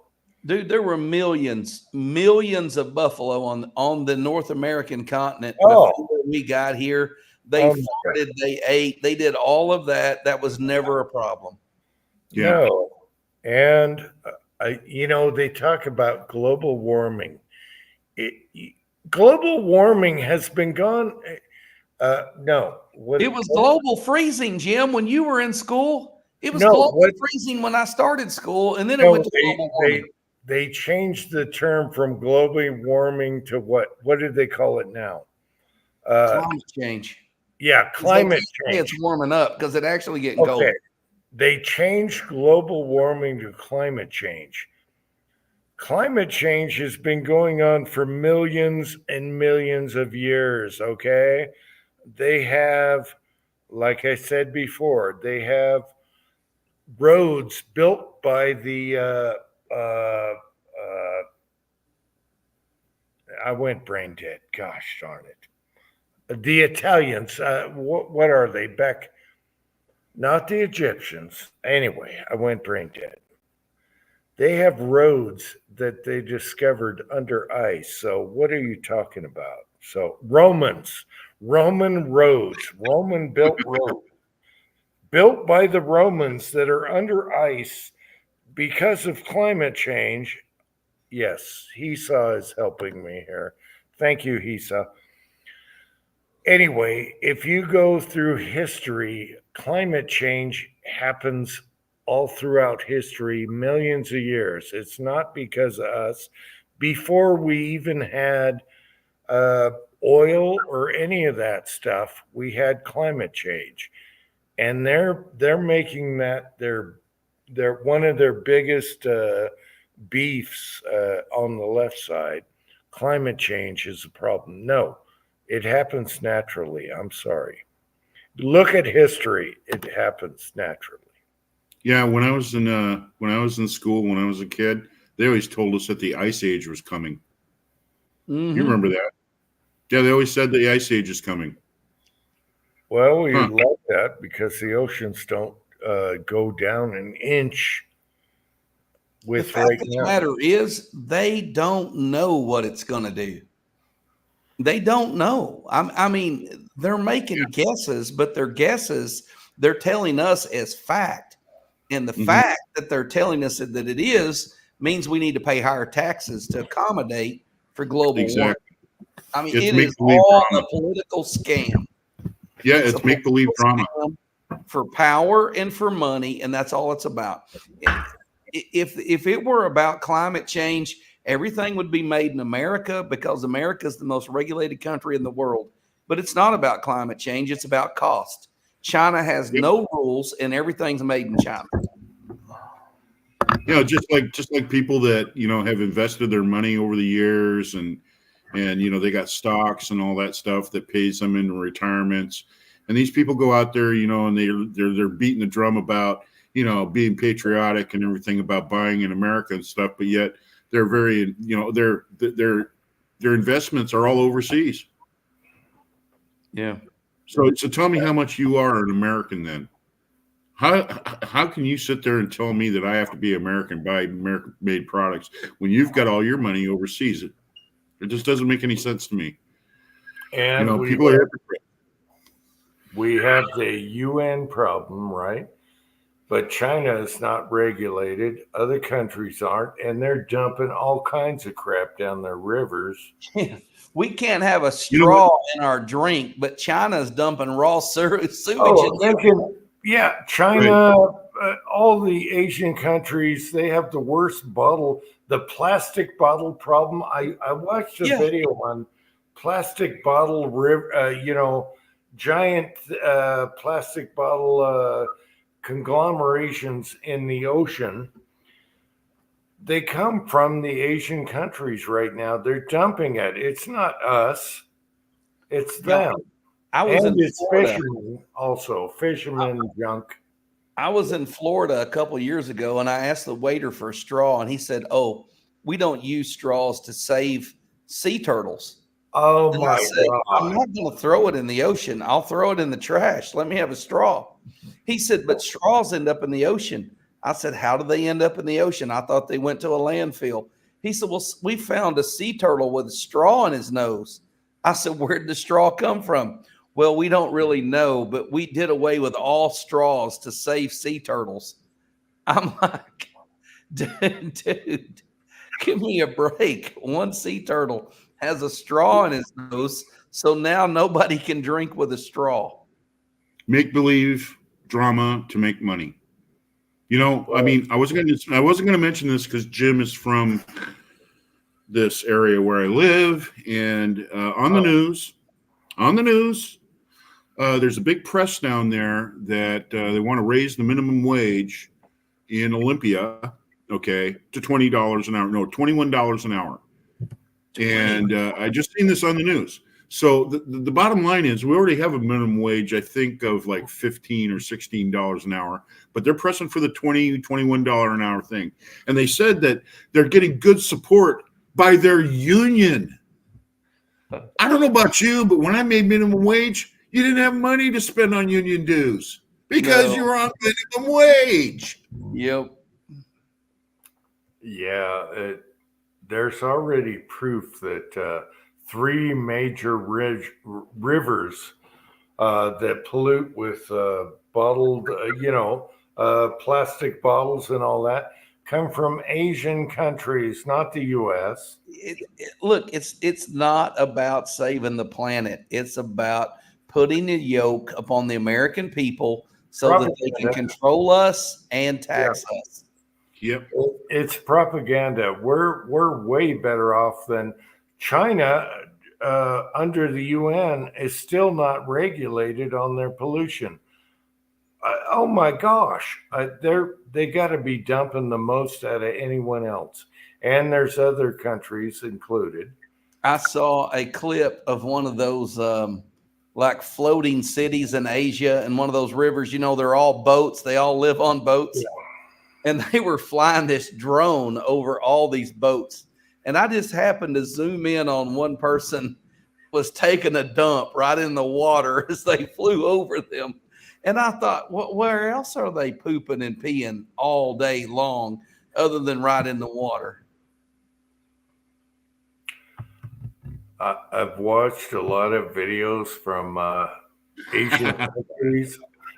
I watched a lot of videos on Asian countries and just their beaches, and they're covered in bottled water, and they're just dumping the crap. We don't do that. So, look at Vietnam and all that. They're doing videos and they're trying to be all pretty, and they show the ocean. They show the beach and it's covered with plastic bottles.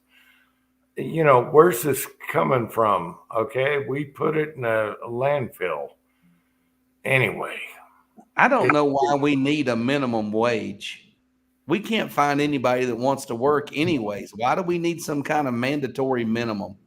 Are you going to pay someone $16-24 an hour for McDonald's? I'm sorry. No.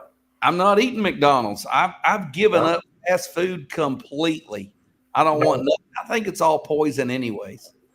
It is. If you looked at, they broke down McDonald's meals, just the bread, the meat, everything.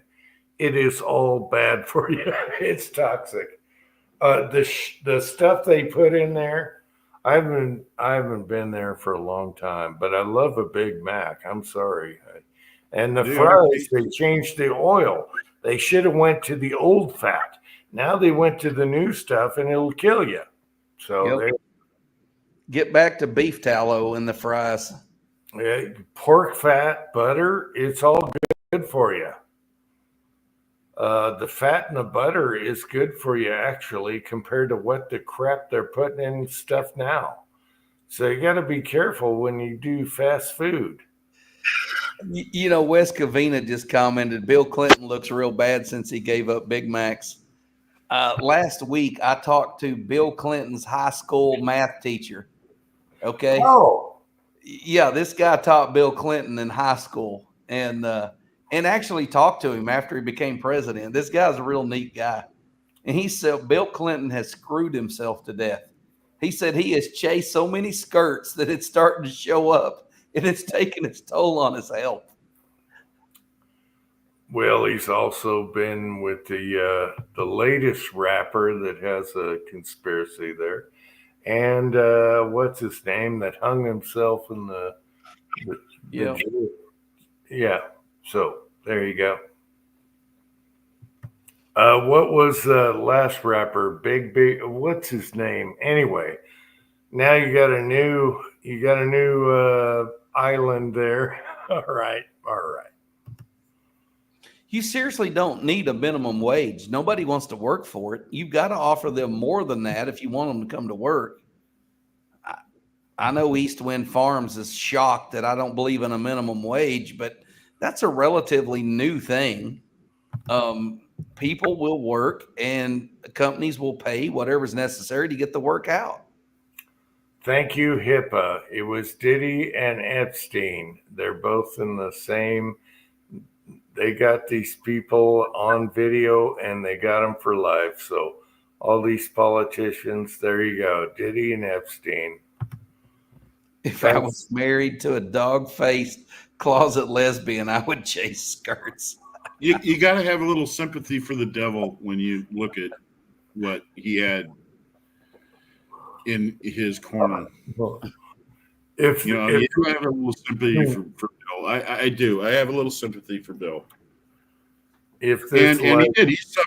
He suffered from demons that he had to dance with. I think Pritchard knows what I'm talking about. I'm not kidding about that.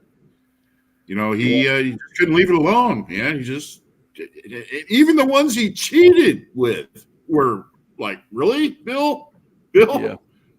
really, man, you went for that? Yeah. Oh well. Yeah, they're discussing minimum wage. My neighbor tried to pay me $3.35 an hour. That was my minimum wage to push mow his lawn. And of course, I'm out there working away. You know, I push mow the whole yard in 45 minutes. He writes me a check for like $2.85. I'm like, what a ripoff. He said, hey, I need my yard mowed. I said, I'm not mowing it for $3.35 an hour. He goes, well, I really need it mowed. That's a fair wage. I said, well, I'm not doing it. Get somebody else. Pretty soon I'm push mowing his yard for $20. I don't need a minimum wage. He eventually realizes nobody's going to mow his yard for $2.85. yeah, it's accountability. You know, so Yeah, and you definitely didn't have enough money when you were making minimum wage to afford to give union dues. Yeah. That's the whole thing. That's what I'm talking about up here with Olympia. You got minimum wage. How can you afford union dues? Doesn't sound too minimum to me if you can throw your money away on a union. Yep. Yeah, exactly. If you're making minimum wage, that's an entry-level job. You're probably in high school or college. You're probably still living under your parents' roof. You say, oh, no, I'm a grown man. What are you doing working a minimum wage job? If you'll show up every day and do your job and do it with a smile, they'll pay you more than that. Mm-hmm. I mean, I told my kids, all you really need to do is show up every day, do what you're told, smile, and be thankful that you have a job and you'll be the boss. Both of my kids have pretty much been on that track.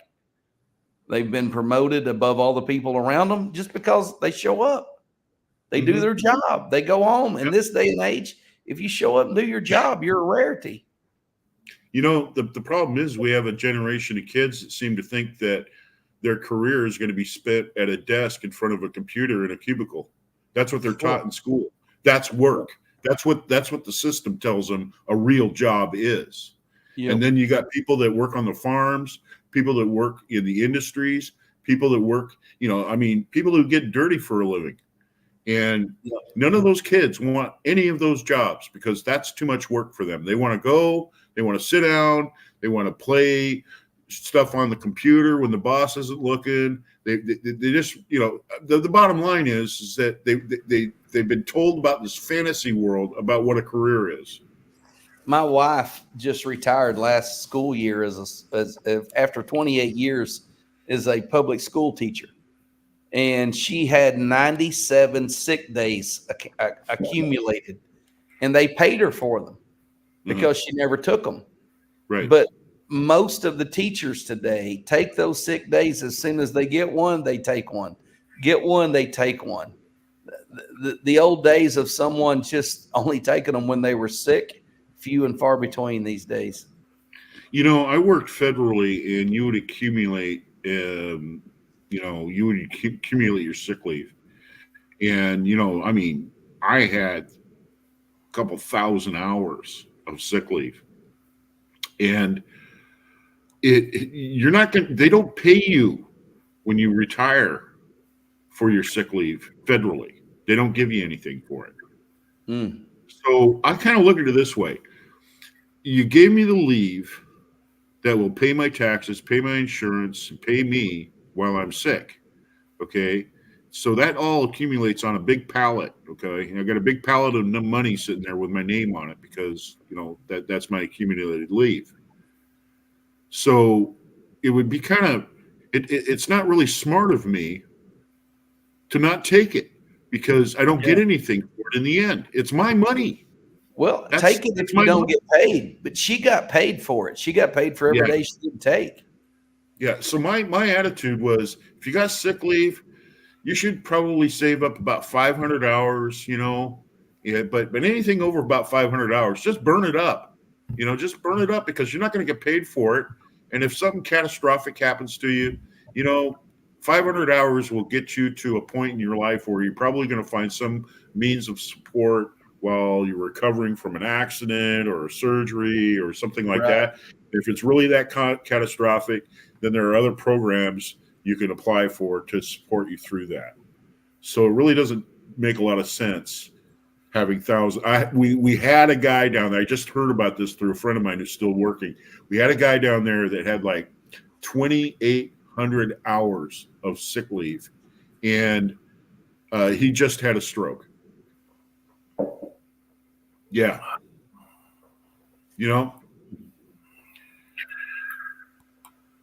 Terrible. Yep. I just don't believe in induced wages. You earn what you are merited for. So Pay me what I'm worth. Don't pay me the minimum. I don't see someone making $16, $18 an hour at McDonald's. I don't get it.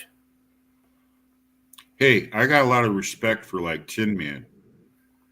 I got a lot of respect for that dude. He has a trade. He's a tradesman. Being a tin bender. Got a lot of respect for him. A lot of work goes into that tin bending, a lot of math and a lot of radius and all kinds of other stuff that you have to know. And he's definitely worth the money that they pay him. I just watched a movie called The Tin Men. I was gonna link it to them, but it had nothing to do with that. But they were tin man, tin siding on houses, tin siding instead of yeah. Actually, it was pretty funny. Anyway. Jim, speaking of movies, look it up. I know you like Sean Connery. Look it up. I don't know if you've ever seen it before, but it's called Outland. And that was brought up in the last chat. And it's a science fiction movie, and it's about how he's the sheriff at this mining town corporation that's out on Io. One of the moons of Jupiter or wherever, out there in space. And he's got to go out there and clean this up because it's total corruption, and you will love it. You will love that movie, man. It's great. It's a fantastic movie. It is. Sean Connery in Outland. Outland? I don't think I've seen that. I thought I saw every Sean Connery movie ever. Outland. See that movie. I mean, if you're not into science fiction, I get it. Some people just can't really get on with the whole thing with they're out in space and they're sitting in chairs and they're drinking coffee and there's supposedly no gravity and all this other crap, and they complicate it and they ruin the movie for themselves. But the bottom line is Outland is a good movie, and it's got a great, storyline, and just how, he's fighting the bad guys. He is one guy, that is really trying to lay down the law, and it's awesome. It's a great movie. Outland. Watch it. I'm looking at it right now. Movie. Hopefully it's free and not they're waiting forever to. I'm getting all kinds of crap. It's not Sean. Oh, there's one. Yeah, Sean Connery, Outland. Okay, Outland movie. Sean Connery. Even if you have to pay 99 cents to watch it, man. No, I don't pay. Oh, buy it or rent it. A son of a bitch in YouTube. You bastards. You know what I hate about this is. Hey, look at Pat. No, what's Pat saying? Pat's got something up there. He usually knows all these places where you can watch stuff for free. Pat is promoting The Boy and the Dog movie. He's been doing this. He's been doing this for like 5 years, trying to promote this. Anyway, I'm pissed off because, all right. Watch that movie. I'm telling you, you'll like it. No, I'm pissed off, and Preacher might agree. You'll agree. You go to YouTube or whatever, anywhere, you go on your TV and want to watch a movie, say it's a pay-per-view or whatever, it's free. No, what do they call it on the TV? Anyway, free movie. You're trying to find it, and you got a movie from 1970, and they still want you to pay for it. Ain't happening. 1970, and they still want your money. It's not pay-per-view. What's it called on TV? Anyway. And then you go to YouTube, same thing. They want to milk you dollars from something that was 50 years ago. What the frick is going on here? The ad length on YouTube is getting out of hand. When you're watching a video and you have 55 seconds of commercials just to see what it's about, it ain't happening. I don't watch as much YouTube as I used to, just because what they want you to do is they want you to pay for the subscription so you can watch it ad free, and I ain't doing it. I know, but there's lots of movies I like to watch, and they want you to pay for it. Tubi. Even though it's from 1970, it should be dead by now. It should be free. Tubi, Tubi. I watch it more than I watch YouTube anymore. Tubi? Tubi. It is a free movie site, documentary, okay, TV show. You can get it on any internet platform. Tubi is the way to go. I think we have a PC Bullet Empire sighting. PC Bullet Empire. Yeah, it drives me nuts. How long are they going to milk some old movies that aren't even like? And they're not even. It's not like you're watching Outlaw Josie Wells. It's not a classic. It's not like you're watching The Godfather. It is so clown of a show, and I'm like, no. They want $2 or $3 for it. It drives me nuts. But PC Bullet Empire's here. Hey Timothy, I love you. We're doing an improvised tonight. Come on here if you want to. I'll post another link. But come on, Tim. I haven't seen you in the Coon's age. I sent Tim an email, but he was probably after work and all that. Anyway, this will probably get deleted after what we talked about. YouTube and. I'm sick of ads to make your pecker hard. I guess we have a different algorithm, James. I'm not kidding those. Anyway, I watch a lot of old movies when they're free, but some don't make sense. Why is this free? And why is this one cost money? It's still the same age 50 years ago, and I still can't watch it free? Are you crazy? I don't get it. Jim, go to SFlix, SFLIX.se. Go to that. And that has a ton of movies, and it has a ton of TV shows on it, and it's all free. SFlix. All right, this can't be Timothy because he says he loves YouTube. You can't be Tim. No, you're not Timothy. Timothy. Bad, no bad. I don't know. I've gone to free movie channel places, and then you find out it's corrupt, and they're getting in all your, My iPad will say, this is corrupt channel. Do not watch this and avoid. Tubi, Tubi is what I watch most of the time because I can go on there and find documentaries, which is mainly what I watch. I can find all sorts of movies. And now, ads, but the ads are way shorter and way less frequent than what you get on YouTube. So TUB no dash E.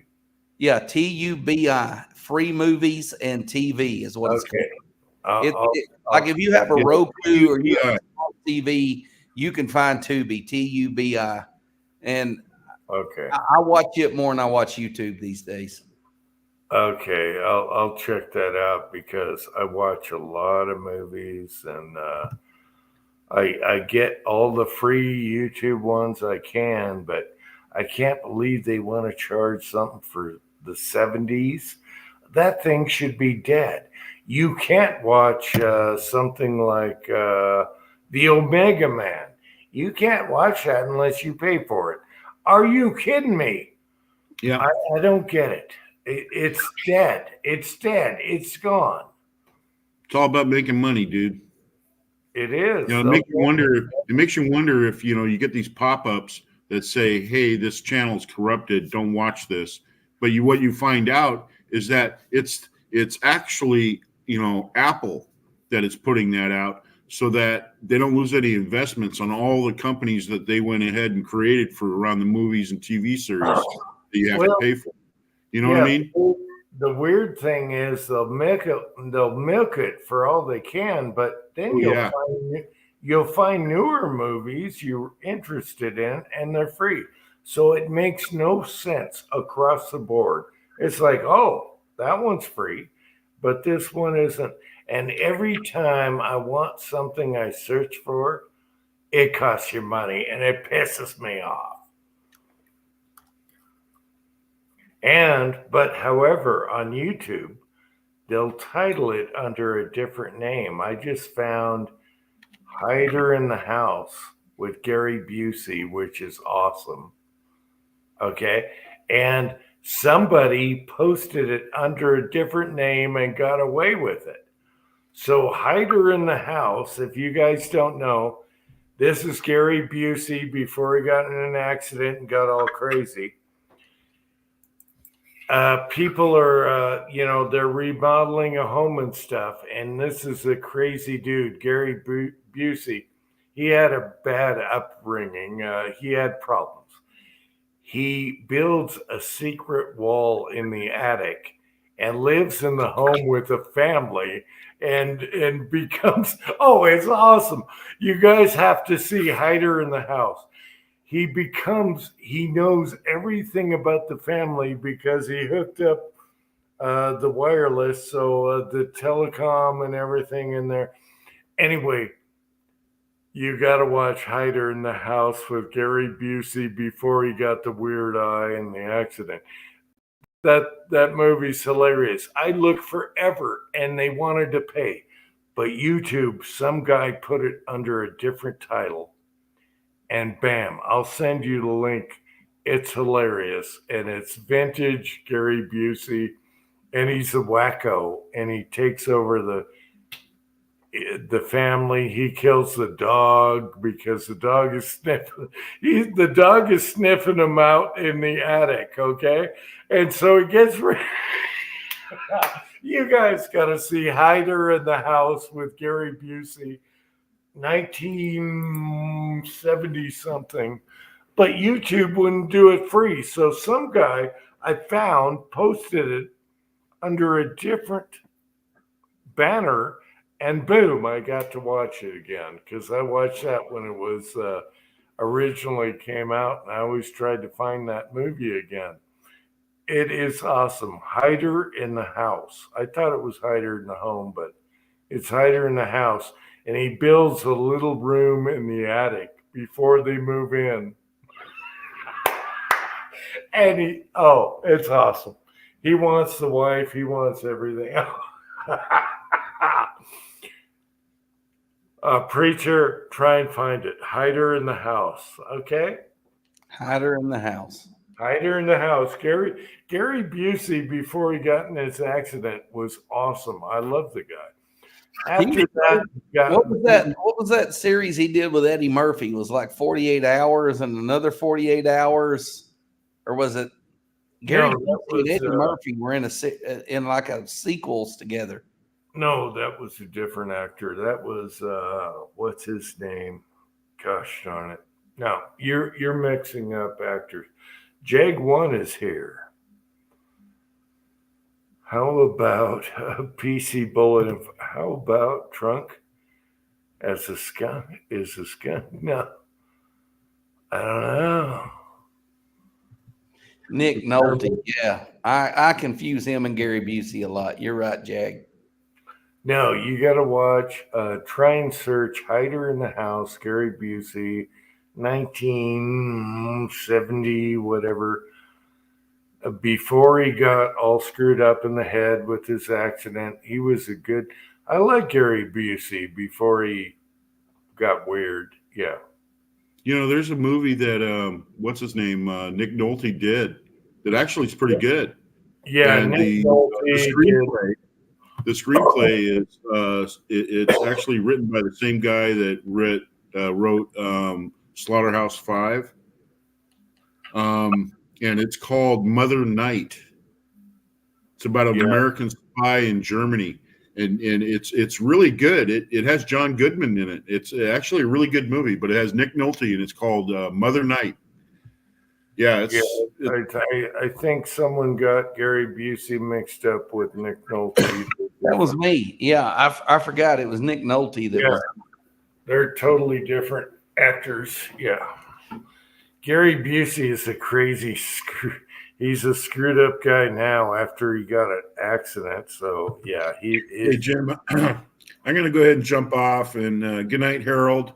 You have a good one, and good night to you guys out there in the chat.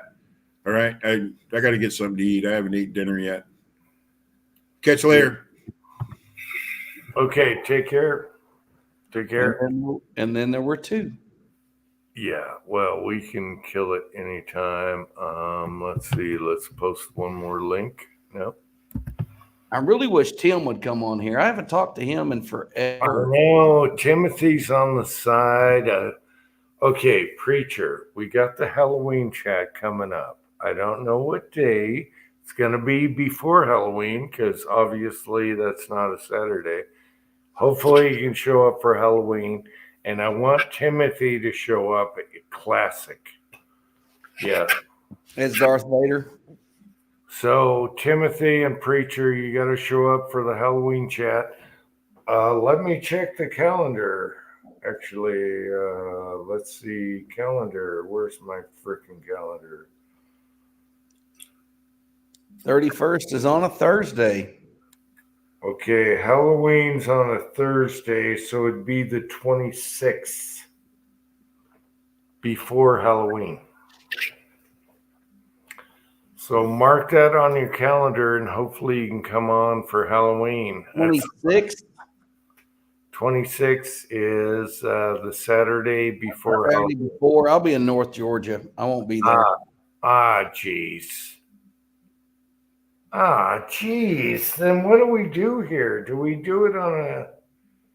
I'll just do it without me. You'll be fine. Well, I could do it like on Wednesdays, the night before Halloween. Don't worry about me. Just do it. It's like an old night commercial, Jim. Just do it. I got to figure it out. I want to do it on Halloween itself, but we'll see. All right. PC says he'll try and do something new. Here, let me quote him. All right. I love you, Tim. We all love you, Tim. Everyone loves Tim. Okay, I'll announce it sooner, but I want to do it like Halloween or right before. I know a lot of people have to answer the door for Halloween. Who just popped up in the side chat, but is not on the chat with us. Starts with Frank and ends with Cletus. Oh, Cranky? Cranky! Oh, we got to get you boys on together. Yeah, it's been a long time. Hair on his butt if he don't come on here right now. It's been a long time since you guys been on together. I would love that. And same with Mrs. Tin Man and Tin Man, just so she can do shit. Cranky, ask your wife if you can come on. Oh, Tell her the preacher invited you.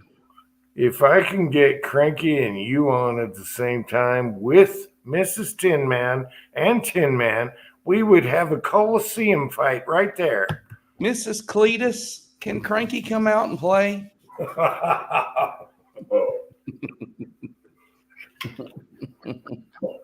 All right.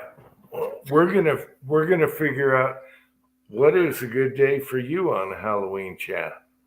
Dude, I'm telling you, I'm in Georgia the whole week. It ain't working. Okay, you're screwed. Okay.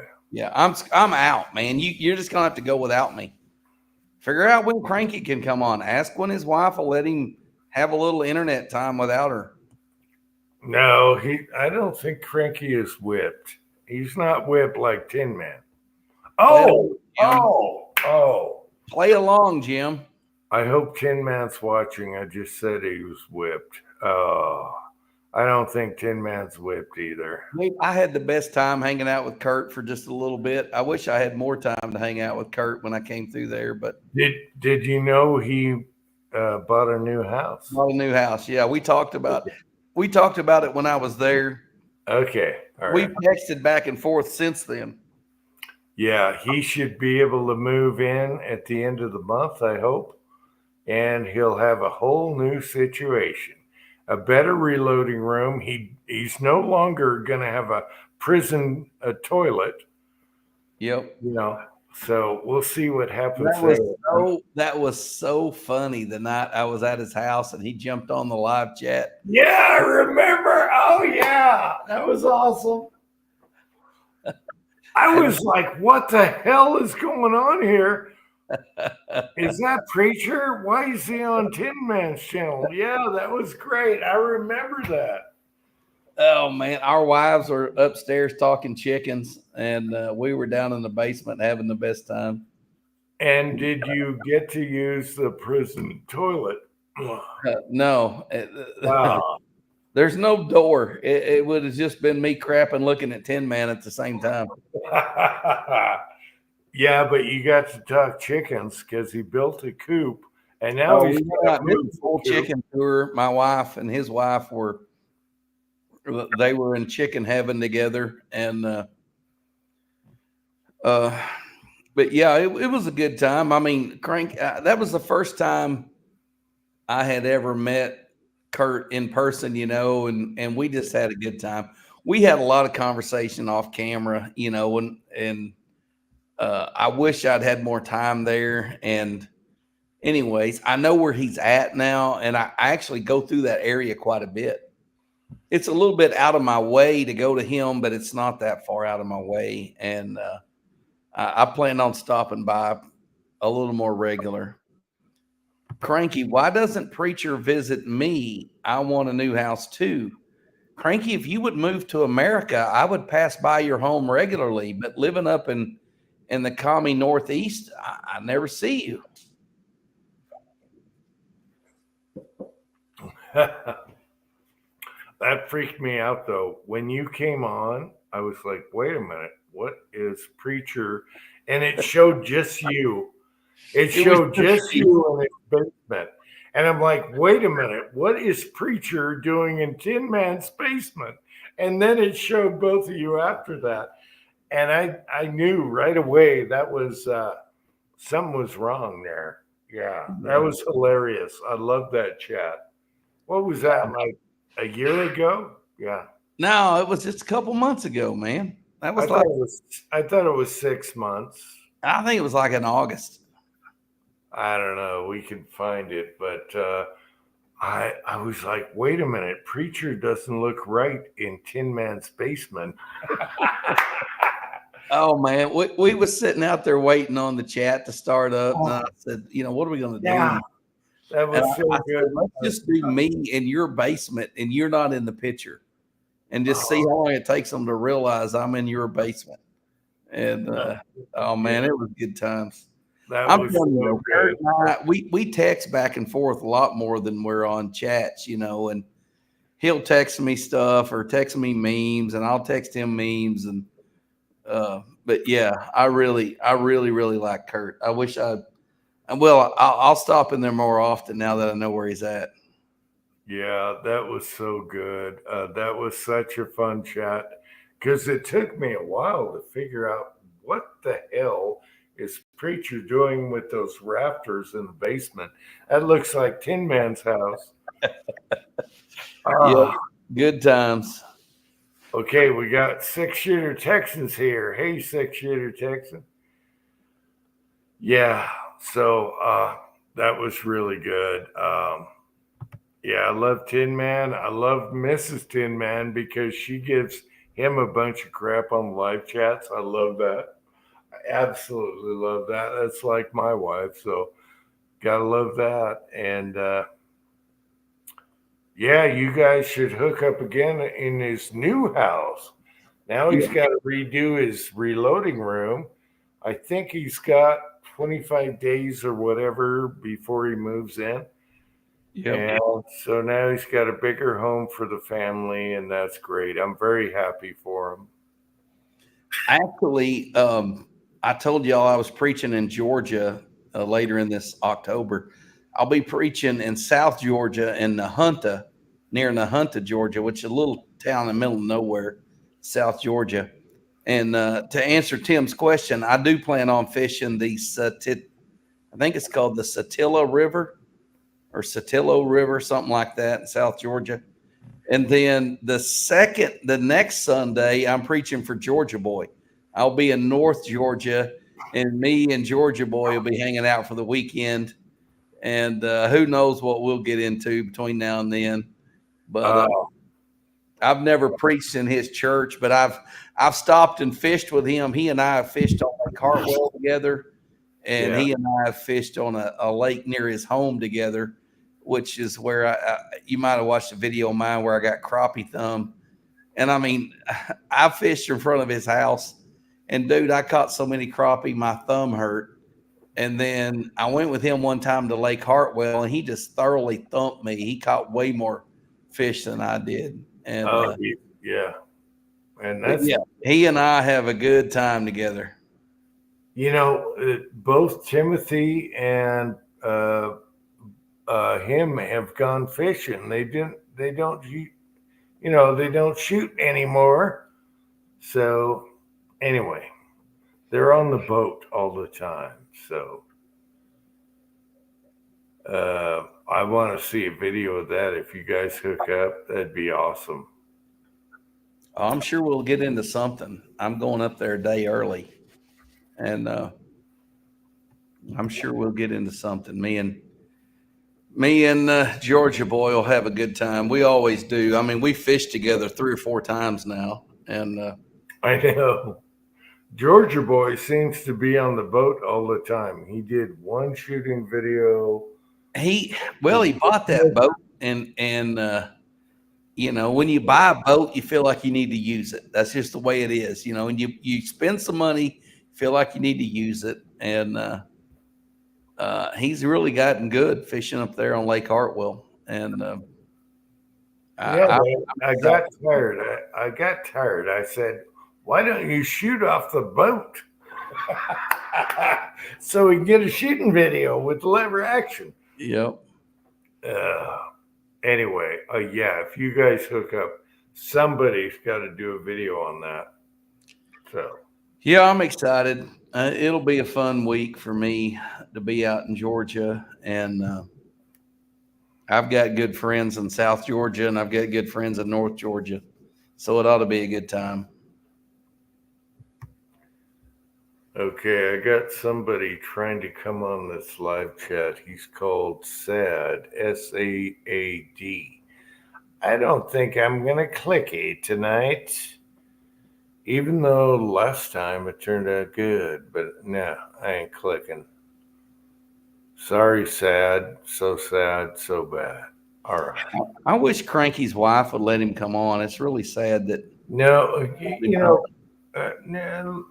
give Cranky a little credit. He's got a really bad back, and he's been trying to do some reloading, but his back is really messed up. So I'm not, don't give Cranky any crap. It's a good thing he's up at this time of day. So Yeah. Well, he's got Jim standing up for him since he can't stand up for himself. No, he's really got a bad back. He's going through medical problems, and I thought you were saying he was going through menopause. no. All right, I'll leave the controversy up to you two guys. We'll do a Cranky versus Preacher eventually. Mm. Cranky. Man, I wish I could get him down here. I would outshoot him, then I would outfish him. I know, but right now he's going through surgery and all that stuff on his back. So Yeah. give him a little slack, okay? I'm sorry, Cranky. Uh-oh. I'll treat you like a child, not like a man. Wait a minute. I'm going to click on this. I don't know if it's a troll, but it's Cranky. I'm on. Did you hear that voice in the background? Oh, I know that voice anywhere. Oh, Cranky, give him crap. Yeah.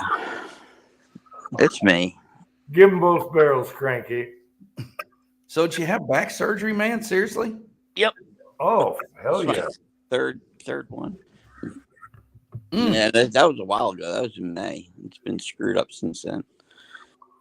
Mm. It's been screwed up ever since. Yep. I got technically 2 MRIs scheduled for Saturday. You know, they're going to do them back to back. So it's just like one long MRI, but Right. they're doing the rest of my spine, basically my neck and upper back to look for any other issues. Dang, man, I didn't realize you had all that going on. Yeah, they went because I had a fusion done like 20 years ago, and you know, they assumed all the issues were related to the wear and tear above that fusion.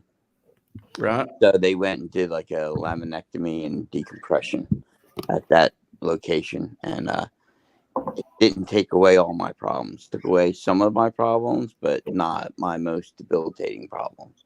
Mm. And that's why, you know, so I went to a new surgeon, but it took me a while because once you have surgery, that's it. No one will touch you for like Right. the longest time. You're just left suffering.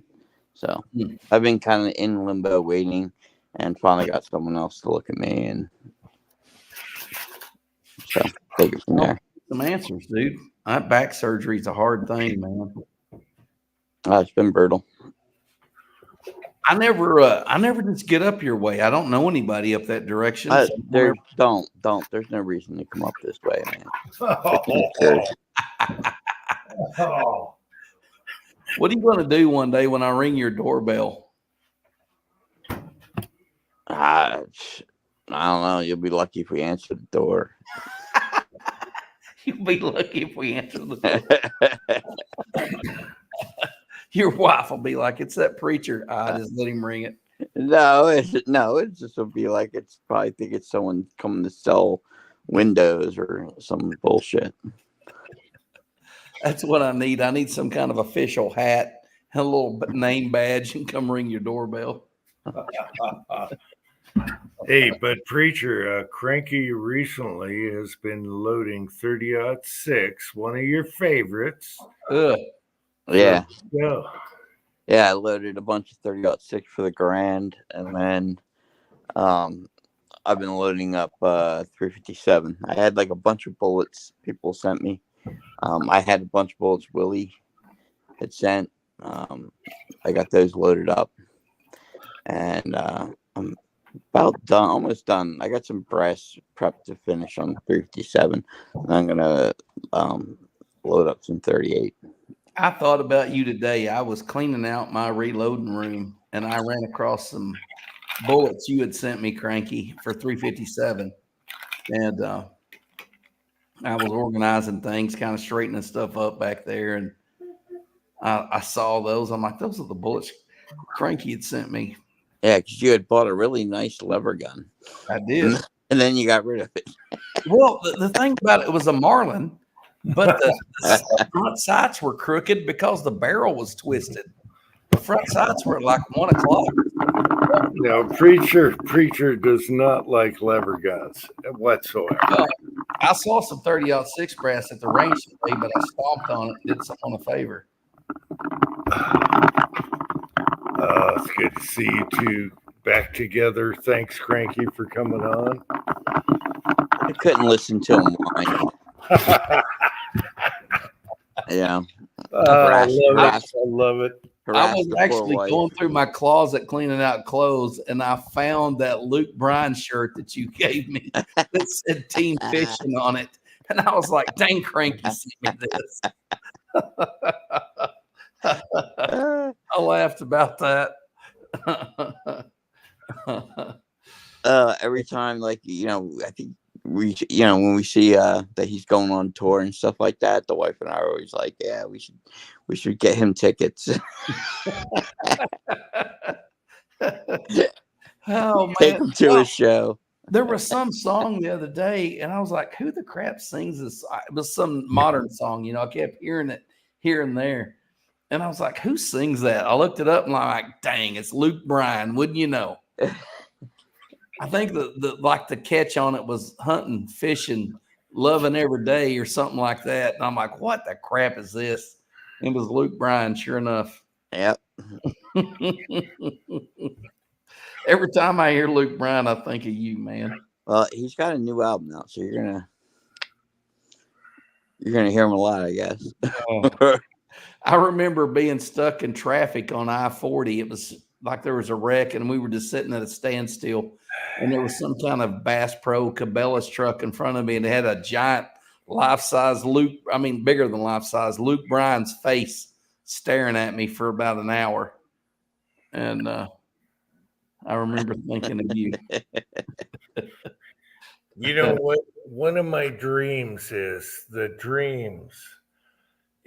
you and Cranky together and one big bear hug. All together, the three of us. Oh, that's a dream. That's a bucket moment right there. Well, then you can really see that he's shorter. You and Cranky, Cranky would come walking out. Cranky would come walking out in some of them platform shoes like Kiss used to wear, with about 4 inches on the bottom, trying to look tall. Tin Man was like, not that he was covering for you, obviously, on your visit. He was not honest. That was the funny thing that Kurt said to me when I stopped at Tin Man's house. He was like, dang, you're much taller than Cranky. I said, I know, but don't tell Cranky. It hurt his feelings. My bucket list is Preacher and Cranky in one arm, a giant bear hug. That's my bucket list right there. All right. Do we need mullets? You're going to make us yes. Oh, we need. I'm not going. I would be 24/7 on the clock for Uncle Jim video. I would be like I would need my own trailer with a green room if I was at the Jim's house again. Oh, yeah. Okay, Cranky, you were right. My bucket list is Preacher and Cranky and me in a bear hug with mullets. That is my bucket list. Yes, and barbecue. All right. Oh man. Oh, that's a bucket list for good. Yes. Let's make it happen. I don't have much time. My plan is if Trump wins the election, I plan on going back to DC. And if I go back to DC, I'll make a loop up through New England. I'll probably see CW Longshot, probably see Cranky, might try to see Julio, and then I'll get out of town.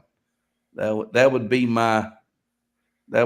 be my objective if Trump wins. If Trump doesn't win, I'll never go to DC again.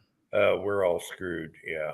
But I'd like to see a video of you hugging each. Yes.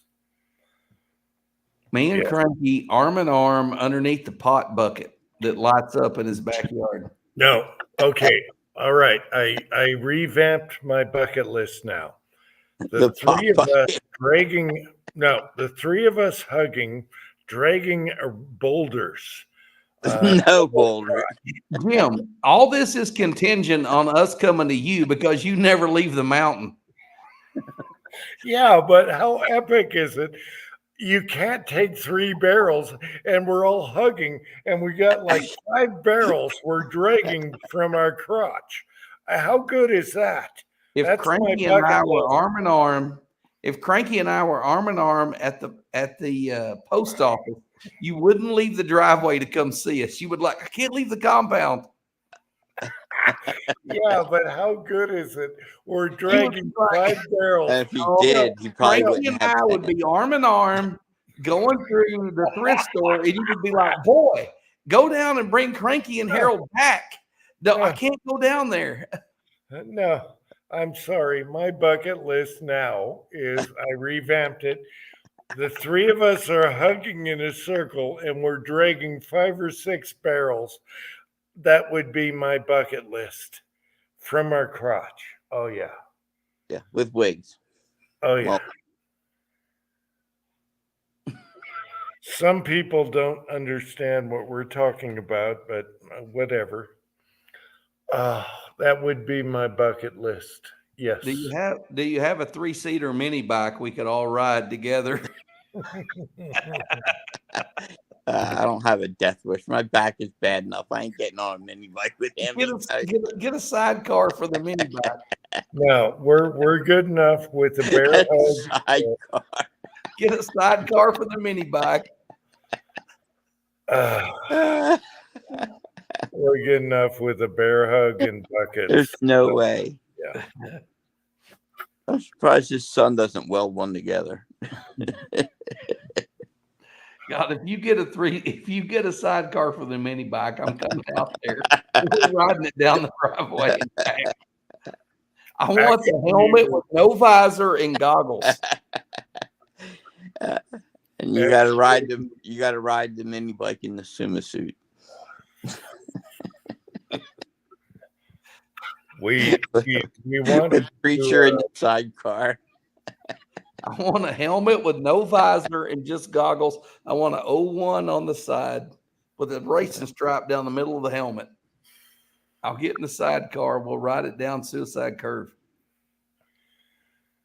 All right, we'll weld up a sidecar, but I want to do a nacho mobile. So that has the basket on the front, and yeah, A nacho mobile. yeah, nacho mobile. I want a 3-man bobsled. We come out in the winter. We do a 3-man bobsled all the way to the bottom. It'll probably kill me. Yeah, Yeah. I'm done with the bobsled, but stay tuned. This winter, we're doing something else. Okay. Oh, are you gonna do skis? Maybe I got one more bobsled in me, but it's going to kill me. It's going to kill me. I tumble on Devil's Corner. So, all right, I'll do one more bobsled this year. That's it. Then we're going motorized. William Gainley is here. Hey, William. I'm just glad to see Preacher and Cranky together. This is awesome on an improvised live chat. Why do you pick like nights football's on? What?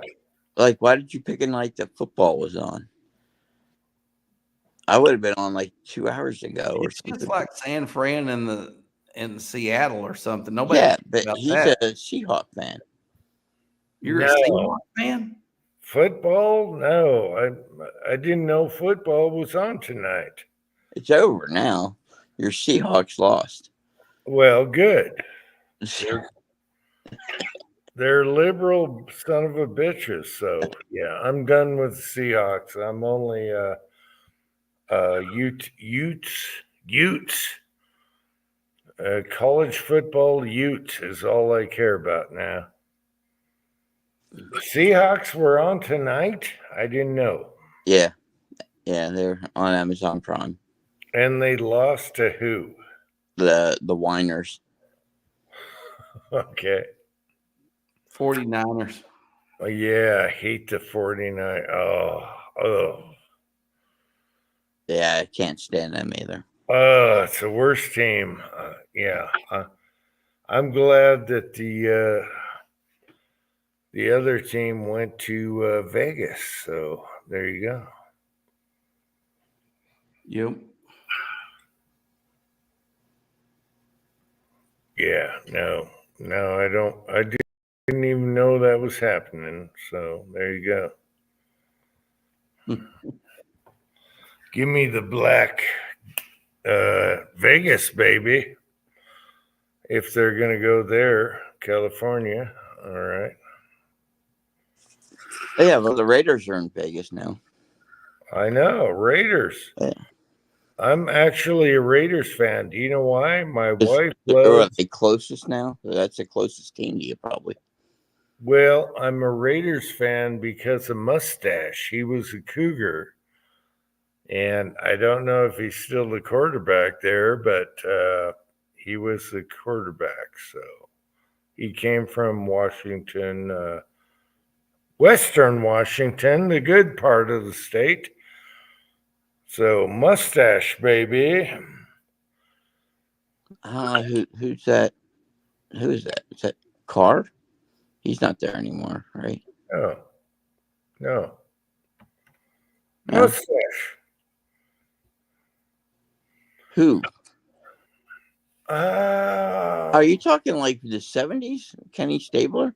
no. I'm talking modern times. Mustache. I gotta go upstairs and ask the wife. I'm brain dead on the names, so whatever. Anyway, Mustache is the quarterback of them, and hopefully they kick ass this year. I'm so glad they went to Vegas instead of or Nevada instead of California. Mustache, come on. I don't mind the Vegas getting a team, but I kind of liked them when they were Oakland. You know? Yeah, but I'm glad they left.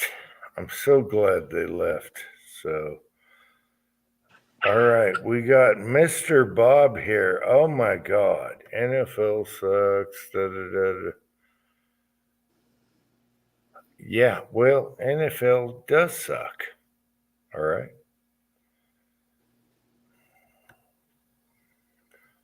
I just care about the Raiders and the Utes in college football. That's all I care about now because my wife loves the Cougars from Washington.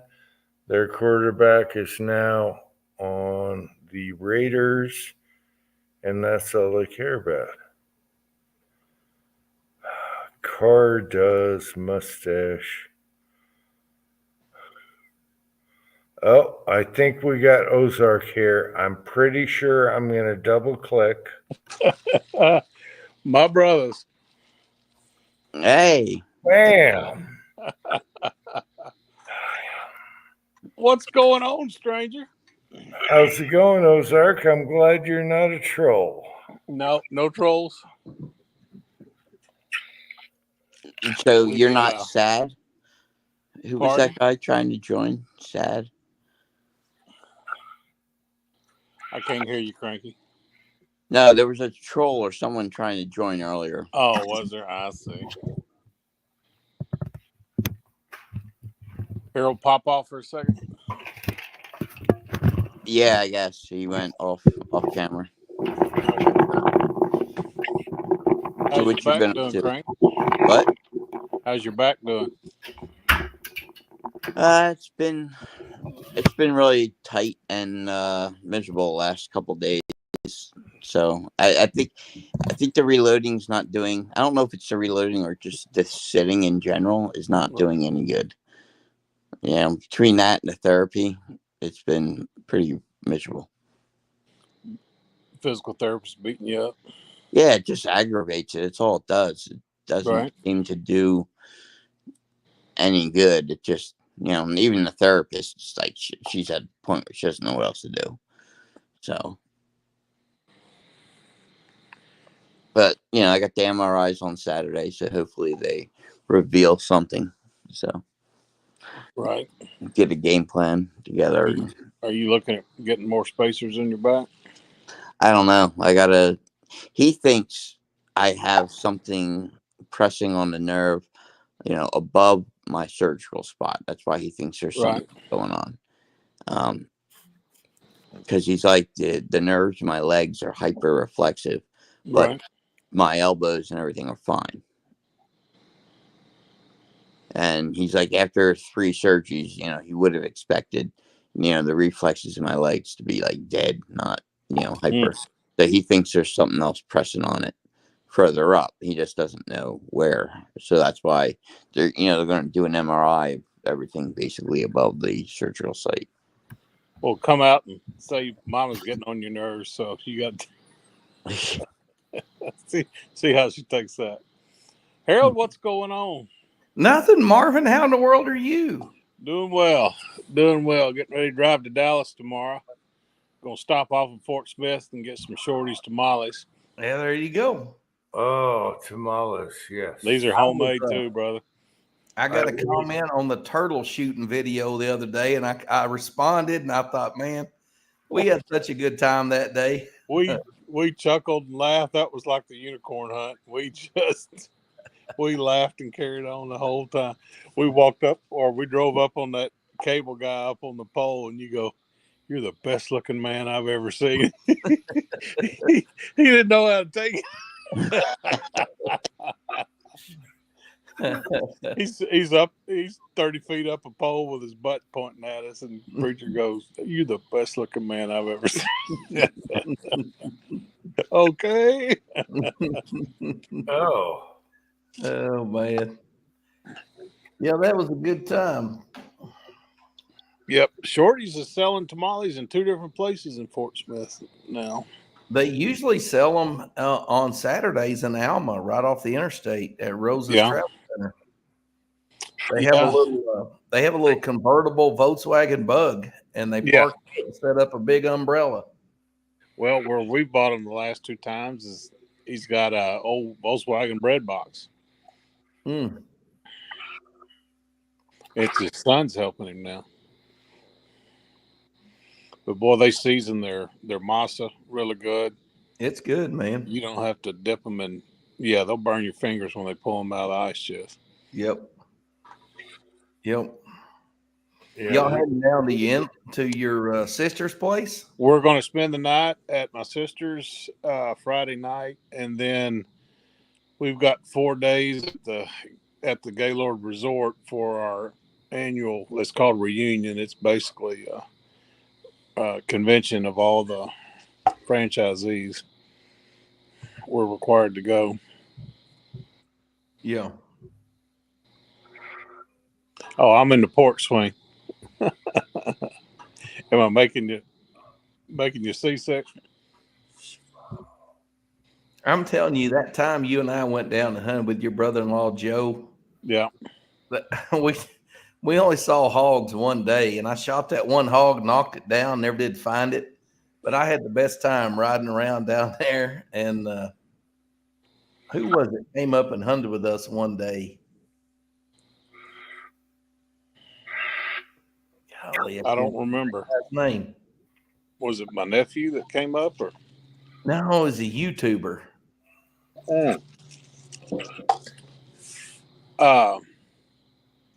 Well, Bacon hunted with us that one time. That's right. Loads of Bacon came up and hunted with us a little bit, and then his kids got sick, and he had to go back home. Right. He dropped one with that little short 44 lever gun he had. And then Johnny's reloading bench came down and hunted with me one time. We had the best time, man. Oh yeah, yeah. We thought about bringing rifles, but if we were going to try to squeeze the hunt in yesterday, or tomorrow, we would have driven down today, because Saturday morning I got to be at Grapevine, which is just north of DFW Airport. Right. But yeah, it's so dry down there right now. All you got to do is find water to find the hogs. Yep. It's right here, man. Brush fires like crazy around here. It's a burn ban, and any little fire can turn into a real problem in a hurry. They had one, somebody flicked a cigarette on the interstate, and the smoke was right at rush hour there at Springdale, and the interstate was shut down. They shut it down both directions. And all from Springdale all the way to the Bella Vista Bentonville interchange up there was just a parking lot. And that's about, 8 miles? I'd say so. Yeah, the Walmart's made everybody come back to work at the office. So rush hour now is a freaking parking lot on the highway to begin with, and you have something like that happen. Yeah. We went up to Fayetteville Tuesday and met one of my wife's cousins that were in, and they were with his parents at Bella Vista. And he was like, man, I didn't figure in traffic. We're going to be 15 minutes late. Right. From Bella Vista to Fayetteville. And I didn't realize that Walmart made everybody go back to the home office to work. Yeah. If you lived in Washington County, and guys, Washington County is the next county south of where Walmart's headquarters is, and about 6,000 of their 16,000 corporate headquarter people live there, and they made them all come back to work out of the office. Their campus they're built. Walmart is building a new headquarters campus. It's 350 acres, and it's going to be coming online over the next year. So they're going to have, the 16,000 Walmart people and the 4,000 Sam's people. So you're going to have a 20,000 population headquarters in one spot. Wow. But they're going to have restaurants and hair salons and daycares and doctors' offices and all that other stuff right there for everybody. So, I mean, they're building a campus. The company store is back. The company store is going to be there. Wow. My buddies at Rackensack, apparently two of the VPs at Walmart Construction are woodworkers, hobbyist woodworkers. And they hired Rackensack, who good buddies. They're on Instagram. They do slabs and slab work and stuff like that. They hired them to do 150 benches, I don't know, half a dozen conference tables, and about 24 waterfall desks, all out of slabs. And the only requirement they had was that it had to be white oak and it had to be from Arkansas. Wow. So they've been busy. But, I mean, I don't know, what is it, $3.8 billion they're spending building the place? So, yeah. It cost the government probably $40 billion to build the place. Walmart's doing it for less than $4 billion. Are you, have you been hunting any over at your friend's place out there outside of town? Were you over Larry's? No, hadn't had much contact with Larry over the last year. His sheriff's department buddies have been covering that. Hadn't had the need with, I bought the lifetime license in Arkansas. So we're going to be muzzle loading here in a couple of weeks, and I'm going to be hunting with a 45-70 with that new rule. Right. During muzzle loading in Arkansas now, you can hunt with a straight wall case rifle as long as it's not a semi-automatic. So I don't know. I was thinking about doing the Rossi, the 357, but I know I'm going to knock them down with that 45-70 within 200 yards. Yep. I'll know I've shot a gun. I can tell you that, shooting full power loads. I'm sighting that in after about 15 rounds. You're like, nope, I'm done. Hey, close enough. Yeah. But I wouldn't be embarrassed to take one down within 100 yards with that 357. Yeah. Because that little Rossi's a tack driver. That one of mine is. Oh, yeah. They got that 183 grain taco bullet that will do the job. I've got the semi-wad cutter from NOE that it just loves. was it 154 grain, something like that. Yep. It's the one I shot the moth on the target, or butterfly. We were up at the shooting range at the Neosho. They got a great little 100-yard range there, and I was doing, with iron sights. I had about a 2-inch group going, and Twine goes, "A butterfly just landed on that target." I said, "You want me to shoot it?" She was like, "Yeah, I'll give you $100."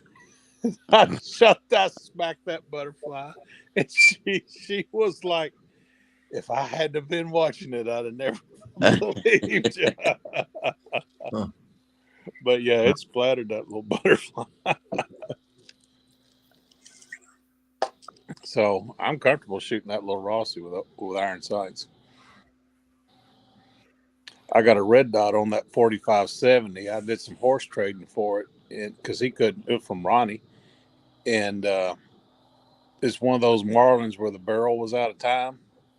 Well, that's like mine. Yeah. So shooting it, he couldn't ever figure out how to sight it in, and the front beads clocked about 5 degrees off to the left. Yep. So I put that red dot on it, and it's accurate. It's just the sights were screwed up on the thing. That's the way my Marlin was. The sights were like at 11 o'clock instead of 12 o'clock. Right. See, you could have put a dot on it. You would have been fine. Yeah. That wouldn't be very cowboy of me, would it? Well, you can put a pickerel on there and put a deep sight on it. You weren't buying it for the nostalgia anyway. You make fun of the cowboy guy, and I traded an old crossbow for it, so I think that came out pretty good. Oh man, it's fun to shoot, but man, when you're doing full power loads, you got a gun in your hands, and it's a heavy gun. I shot my Tika T3 Light in 7 mag today. You don't want to shoot that more than 5 or 6 times. If you put a muzzle brake on it. Man, you shoot a 7 mag that don't weigh 6 pounds 5 or 6 times, it is not fun. You got a 30 cal can, don't you? I do. Get it threaded. I should. I should do that. My 7 mag, I got a Winchester Model 70, and it was like that 4570. After about 15 rounds, you were like, God almighty. And I put a muzzle brake on it years and years ago, and it really tamed it down. Of course, everybody to both sides of you, you're like, how many times you gonna shoot that thing? It's so loud. They feel the compression in their chest.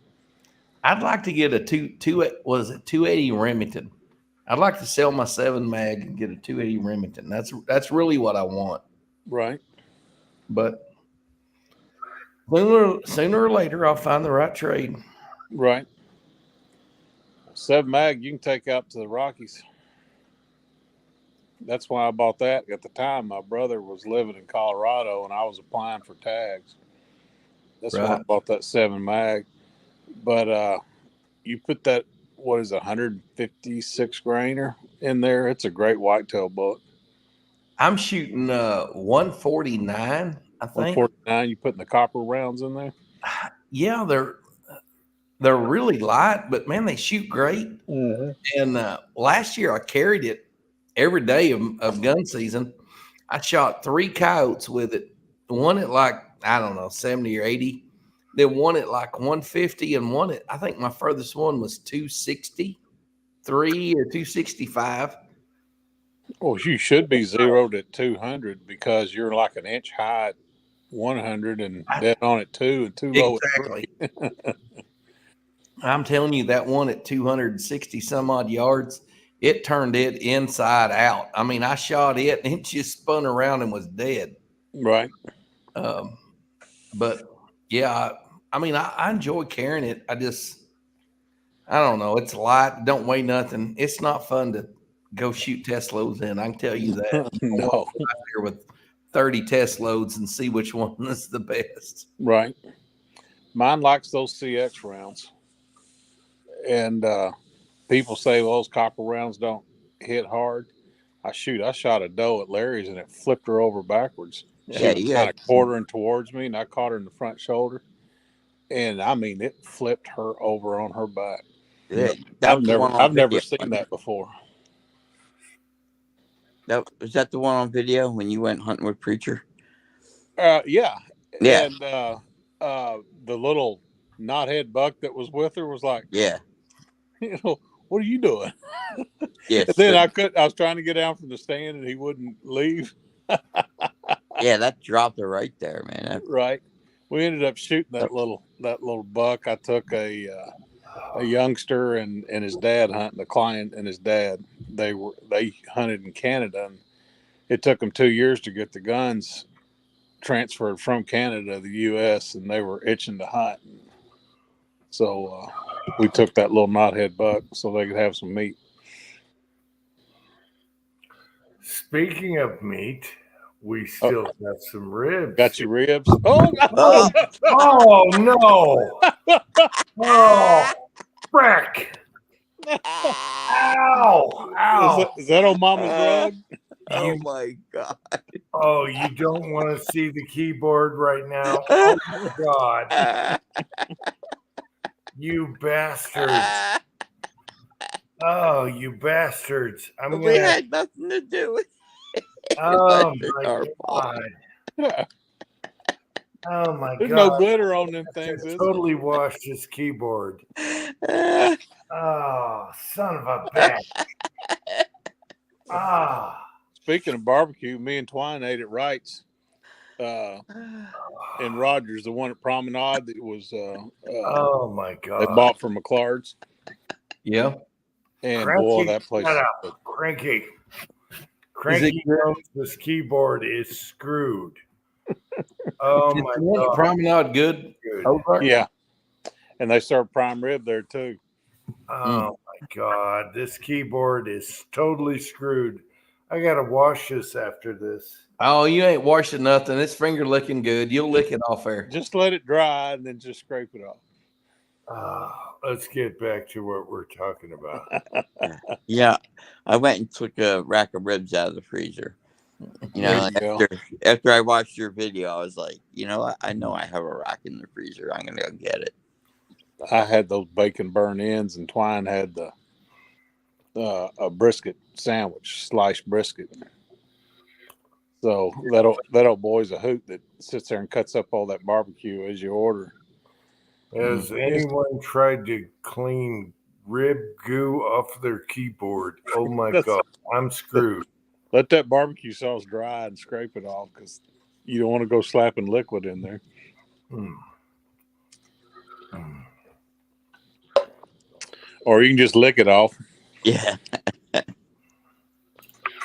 This has Preacher and Ozark on it. So, oh my God, I don't know how I'm going to clean this keyboard without screwing it up. You like those wet Kansas City ribs, looks like, with the sauce all over. Mm. I'm a Memphis guy. I want them dry rub. He got off screen to stick that whole rib in his mouth and pull it out bone clean. Yeah.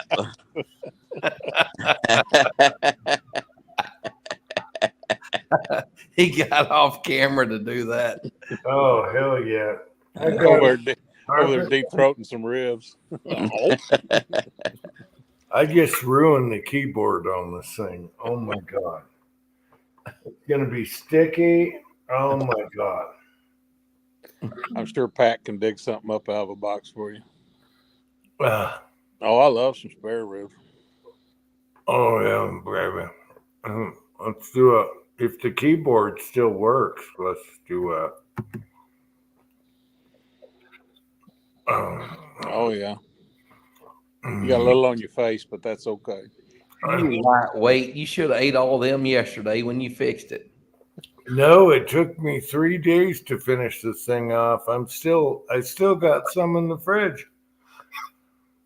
Mm.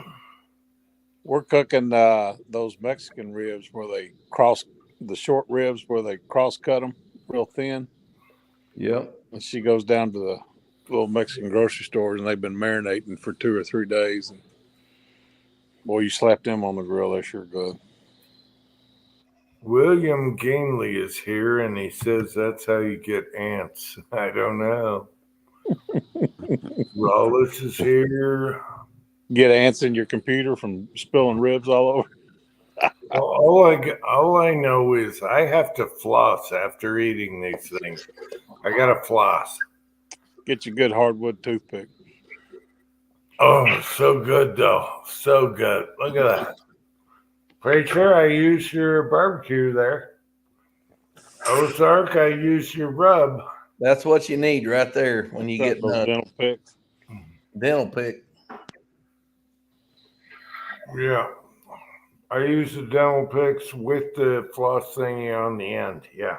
I keep a bag of them in my truck. Yeah. I got a guy in Oklahoma that hooks me up with jerky, and every gallon bag of jerky he sells, he puts about 4 dental picks in there. Come on. The neighborhood dog's here. She's looking for some attention. Come on. Come on.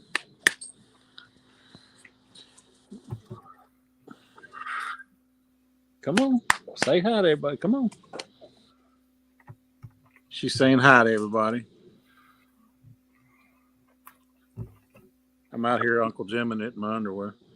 She go back porch to back porch looking for a handout. She does. She does. She showed up about 2 years ago in the neighborhood, and our neighbor that owns River Ranch Resort adopted her. And she's just kind of the neighborhood dog. She goes through about 4 houses, and that big Looks oak like tree a we took down, we put her bones and stuff on it for her. Was she a lab? She looks like a lab. She's a lab mix. You know, she's got that curly tail of an Akita or something like that, but she's definitely got some lab in her. But she's as white as could be.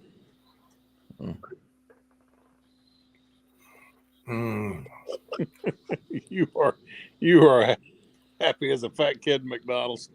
Oh, and my laptop right here, all the keyboards are sticky. I'm screwed. I'm screwed. I dumped the whole thing on the keyboard. We watched it live. It's so good, though. So good. Oh. I need more paper towel. We got Mrs. Bob. Mrs. Bob is here? No, Mr. Okay, Mr. You got a little barbecue sauce on your screen. I got it everywhere. I don't know how I'm going to clean this. I may never do a light chat because they're all going to stick. It's sticky stuff. I did that same thing with a plate of spaghetti sauce when I was in Scouts, and I was like, we went on an adventure, like a high adventure trip for like a week up in Maine. And the first night before we went on this canoe trip, we stayed at this bed and breakfast place. And I did that same thing. I walked out with a big plate of spaghetti and everything. And when I was sitting down, I tilted the plate a little, and that entire thing just slid right off, right into my lap. And my dad was on the trip. My dad just looks at the other father that was there, just like, like, oh, That's my boy. Yep, exactly. Like that one's mine. Yeah. Oh, it was a mess. Horrible. We used to take my kids to AQ Chicken House, and they would order spaghetti. Of course, when you ordered spaghetti at AQ Chicken House, your plate looked like about half a basketball. Yeah, right. They could eat off of it for a week. Yep. But no more AQ Chicken House. Is it gone completely now? Completely gone. The original one's been torn down, and it's a bougie car wash. Good night. The one in Fayetteville's a bank now. That's sad. I don't know how I'm going to clean this keyboard. This stuff is sticky. I mean, okay, let's show one. Here's another piece. It takes 3 days to eat this whole thing. Jim, those are baby back ribs. Come to Texas and get a dinosaur rib. No. Full spare rack. It's the knuckles taken on it. 3 days to eat Get a beef rib in Texas Oh. and look at the size of that thing. I want to go to that 1021 barbecue in Texas with the beef ribs. My gosh. That's good. I tell you where we're going to go to eat, and that's at Papa Do's. Go get some Cajun. You won't go wrong there. Mm. I'm not usually a big dirty water gumbo fan, but boy, theirs is good. Yep. I'm fine with the baby backs. Well, here in about a week, we're going to find out if we're going to Florida or not, and go down there and clean out and dry out houses. Is that what you're going to do? Yeah, the corporate office is kind of mobilizing that, and they're going to go down and pre-sale jobs. So we'll have jobs waiting on us when we get there. It's a 19-hour drive. Mm. It's probably a lot more than that because that last 100 miles is not going to be easy. No, it's not going to be pretty. But one of our franchises down there has a property management company that is his client, and they've got 9 high rises in Sarasota. Mm. So that's a lot of condos right there. Yep. You know, hopefully they didn't have hurricane shutters. Mm. Because we're not going to go after any storm surge houses because that's FEMA, and FEMA will only let you use about a third of the equipment necessary to do the drying. So instead of getting a house dry in like 3 days, it takes like 5, because our software will calculate how many fans and dehumidifiers and stuff like that you got to use. Say it's a big living room, and the software says that you should put 16 air movers in there, fans and a dehumidifier. Well, FEMA says you can put 1 every 16 feet. So you might put 6 in there. Well, you're not circulating the air good enough and wicking it off out of the walls in the woods. It takes a lot longer. But they only pay half the daily rate of what insurance does. So that takes 6 months for FEMA to pay you. So good luck with that. Yeah, FEMA ain't got no money anyways. They're broke. Right. They're too busy building shelters.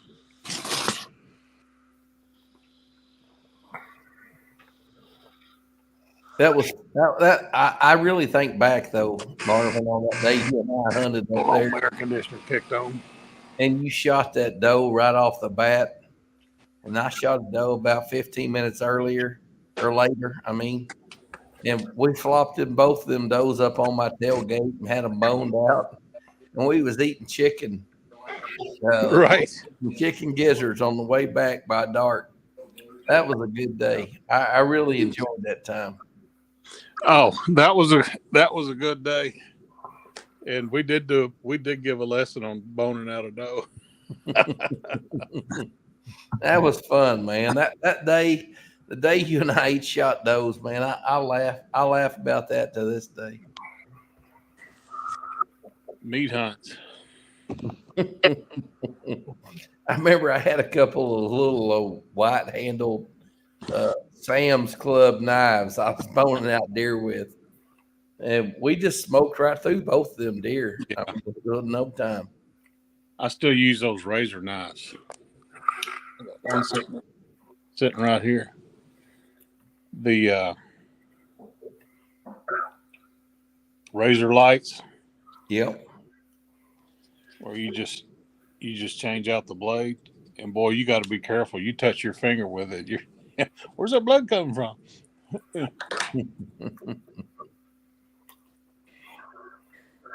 And I've learned to buy the blades on Amazon because you can get like a 12-pack of them, for $16. Where if you go to Bass Pro, you're buying a 2-pack for $10. Right.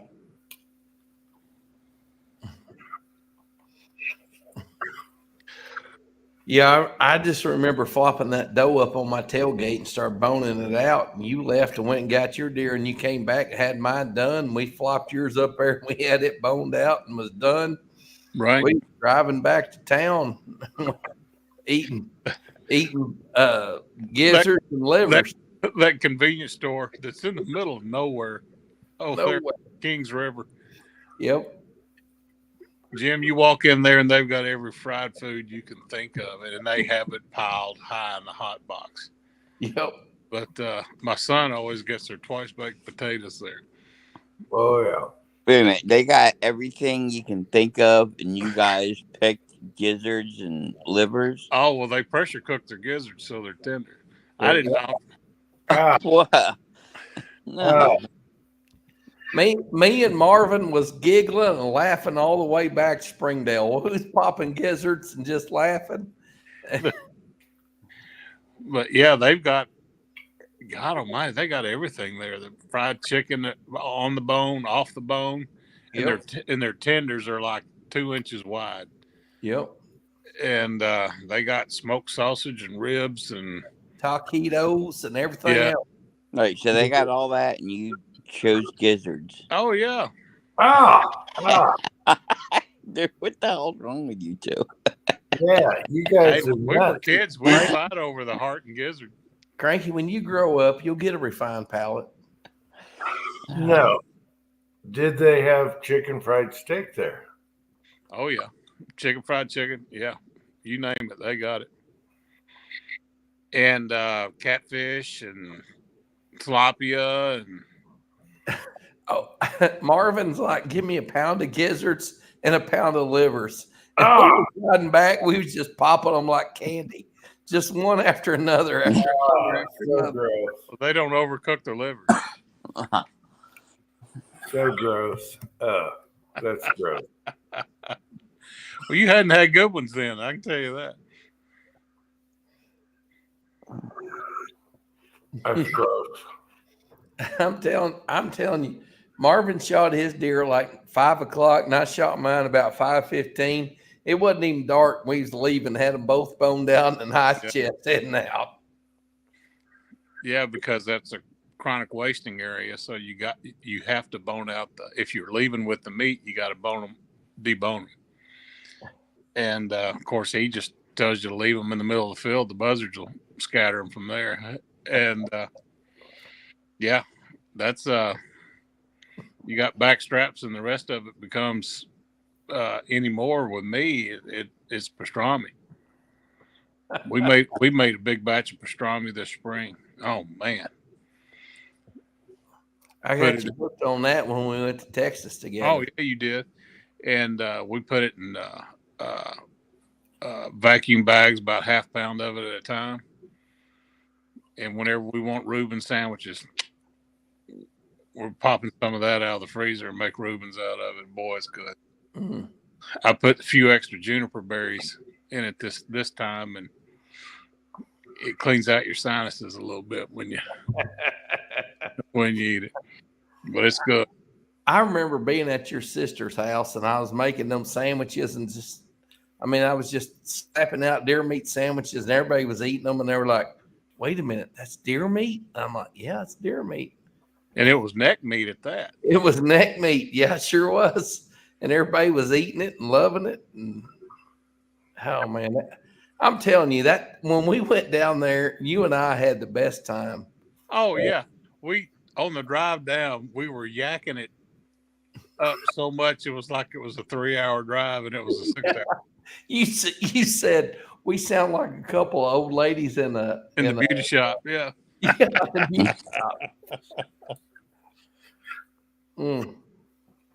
Jerry is here from the Philippines. He moved from Utah to the Philippines.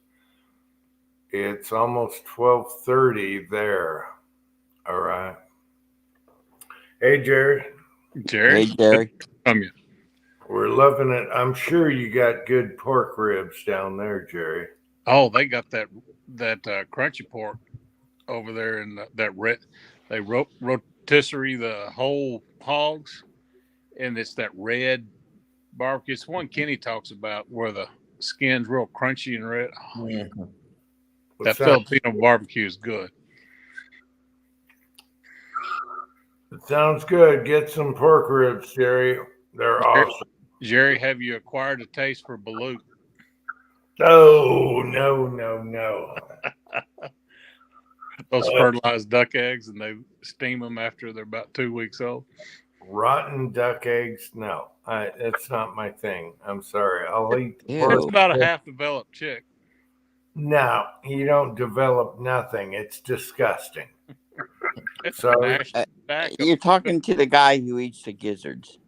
Balut is awesome. I'm not No. going to eat balut. I was going to say awesome. Balut is disgusting. Anything you got to spit the feathers out of your mouth. I'm not going to. Ah, gross. No balut for me. No. Jim, you eat sardines? Me? Yeah, do you? I've ate sardines, yeah, out of the can. That's one that I. With crackers. Not bad. Yeah, the mustard ones. They got to be in mustard. Crackers, bones and all. It's not bad, but I won't eat balut. Yeah. That's one of the few things that comes out of the ocean that I am not a fan of is sardines. No, sardines aren't bad. It's a good survival food. They're done in oil, so it'll last for a long No, time. I'll get me a tin of smoked oysters any day over some sardines. Yeah, I know. I'd rather have sardines than oysters. I'm sorry. Cracker, a little cream cheese, and a smoked oyster. Yeah, buddy. It's got to be a Ritz cracker. I'd rather have sardines.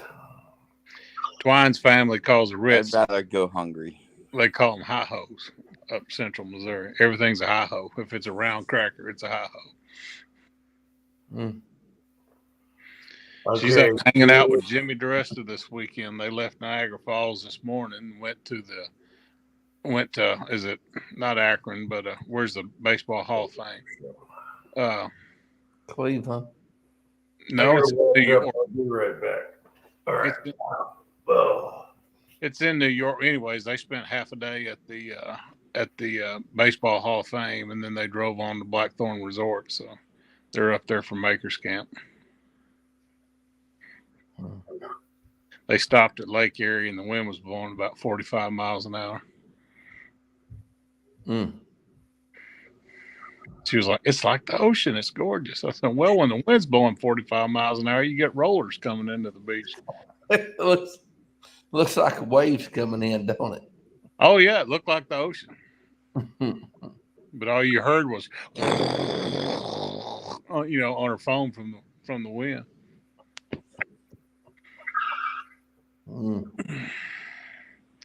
Well, I got to get my can into bed. I'm getting up 5:30.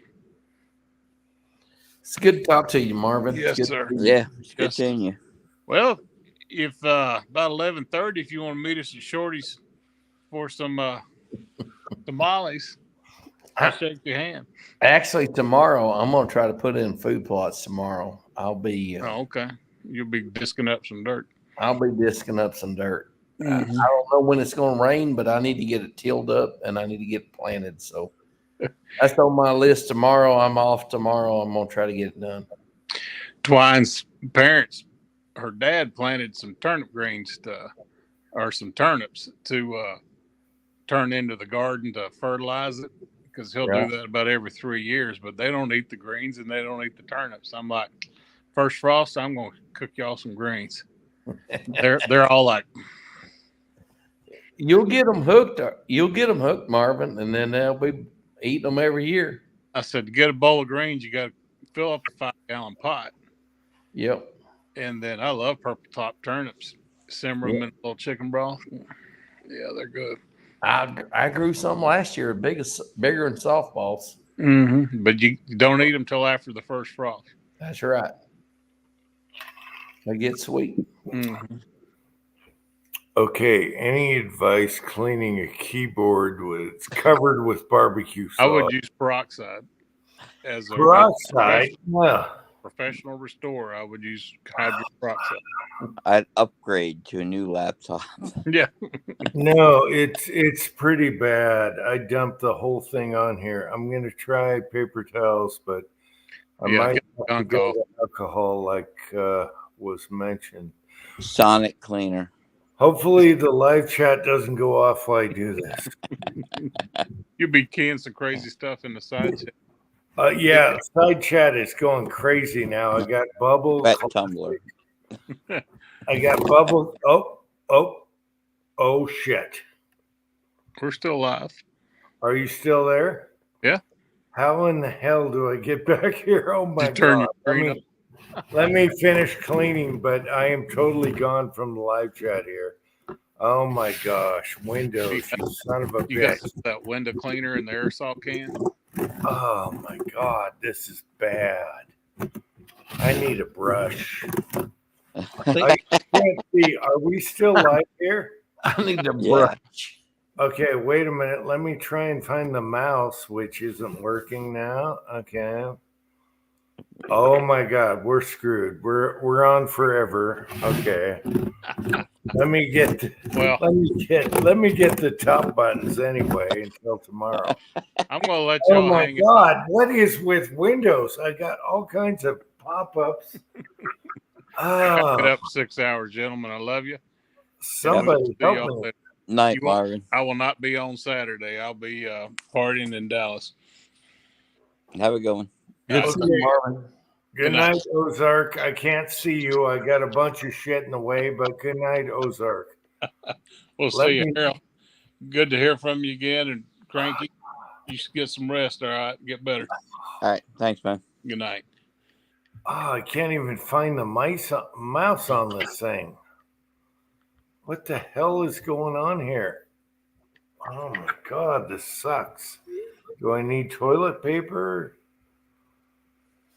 All I got to do is find the mouse. What the hell is? Oh my God!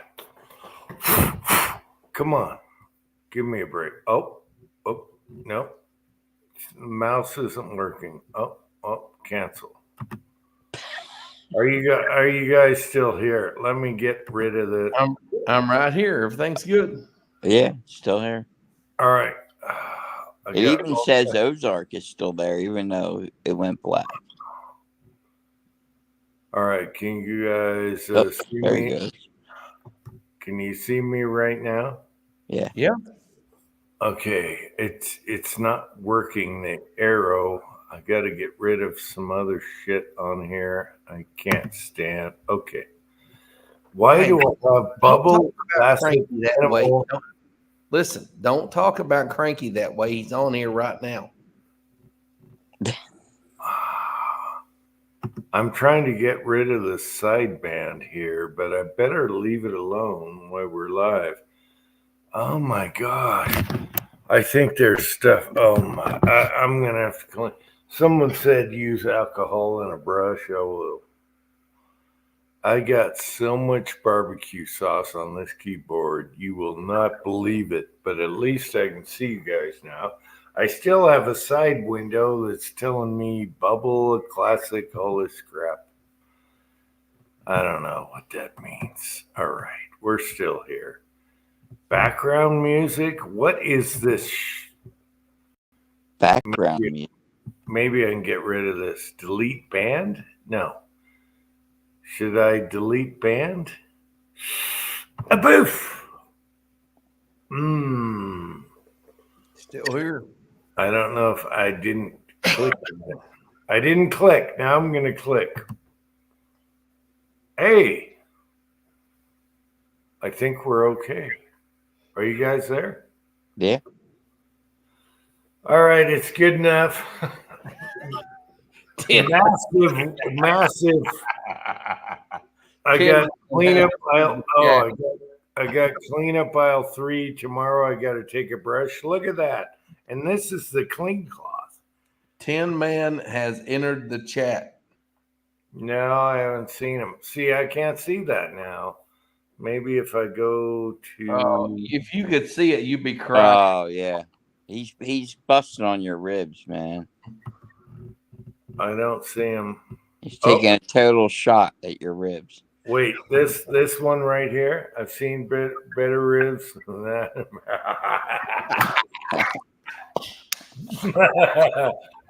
Preacher, we're both doing it, preacher. Now we need Mrs. Tin Man to straighten his ass out. Yeah. Mrs. dude. Tin Since When I saw that, I cried. since we laughing. determined You know, that you Tin can't Man's whooped, right? you can't have Tin Man without Mrs. Tin Man. She straightens him out every time, and I love it. I love it. Where's Yeah. Mrs. Tin Man tonight? The Tin Man rewind and play earlier. He tells everybody that you're pussy whipped. Yeah, you can't have Tin Man without Mrs. Tin Man. She makes everything straight again. Oh man, that had me cry laughing. Preacher's laughing his ass off. All right, preacher. You know you can't have Tin Man without Mrs. Tin Man. I'm sorry. You can't. He said she's asleep. I'm uncensored. No. Oh, you bastard. That's not fair. That's cheating. She's asleep. What? Is it 11 over there? 12? Oh my gosh. That ain't right. That ain't right. We're going to have to revamp this. No, that ain't right. That ain't That's fair. right. That's right, Hippo. Tin Man After Dark. I tell you what, ribs though, you gotta floss. Oh my gosh. You gotta floss after ribs. I'm sorry. And apparently clean the keyboard. I tell you what, it's damn good. So I'm gonna be on the third day tomorrow. I still got ribs. And it's good. It's a gift that keeps on giving. It's not like preachers. He had different critters he smoked. I actually went back and looked for his recipe, and he's smoking raccoon. Oh yeah, the other best. stuff, but You whatever. gotta leave the foot on so you He can had identify. raccoon and yeah, what was the disgusting one he did? Coon and possum and groundhog. Possum. Yeah. Possum. The possum was disgusting. Yeah. What's got me tickled is Cranky going, you got to leave the foot on so you can identify it. Yeah. You did. You're the one that did it. I was like, you're nuts. Preacher, you had a video where you're hanging like these different varmints off a stick and you're going to smoke them. And I'm like, oh my gosh, here we go. Oh, man. Well, it was a raccoon and a possum or something. It was a coon and a possum. I caught them both in the same night. Oh, yeah. And I was like, man. Yeah.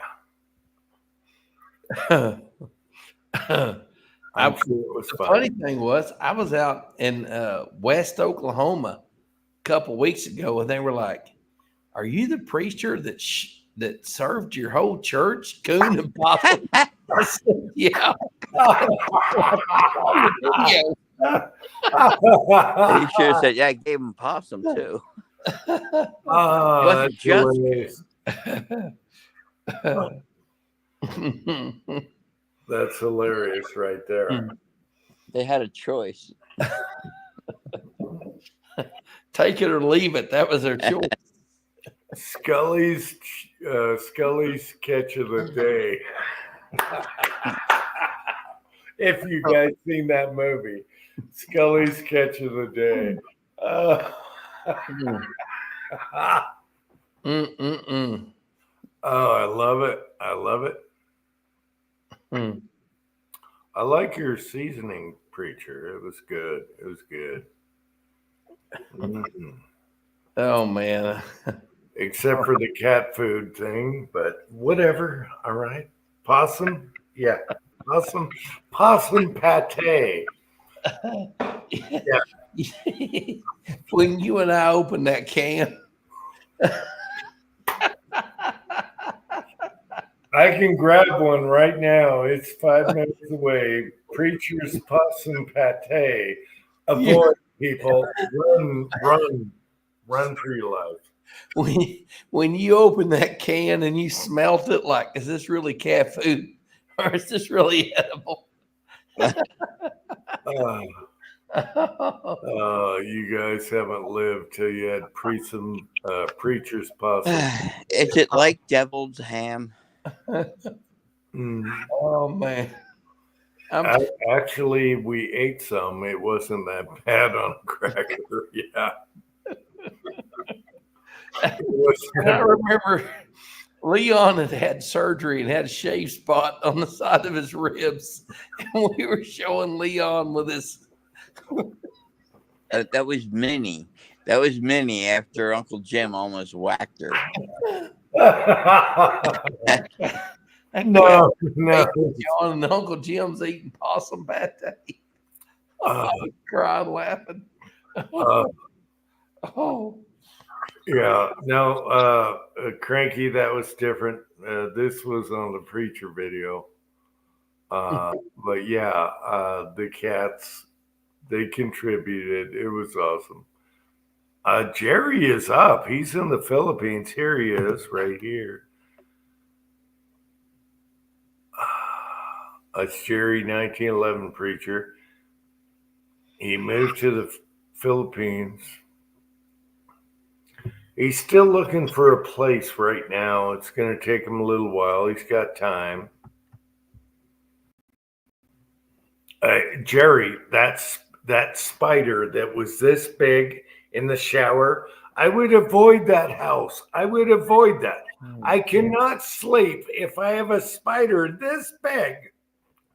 When I'm sleeping, I can't sleep. I'm sorry, Jerry. That's why that part of the world is not right for me. I'm not sleeping with a spider this big that I know is in the bathroom.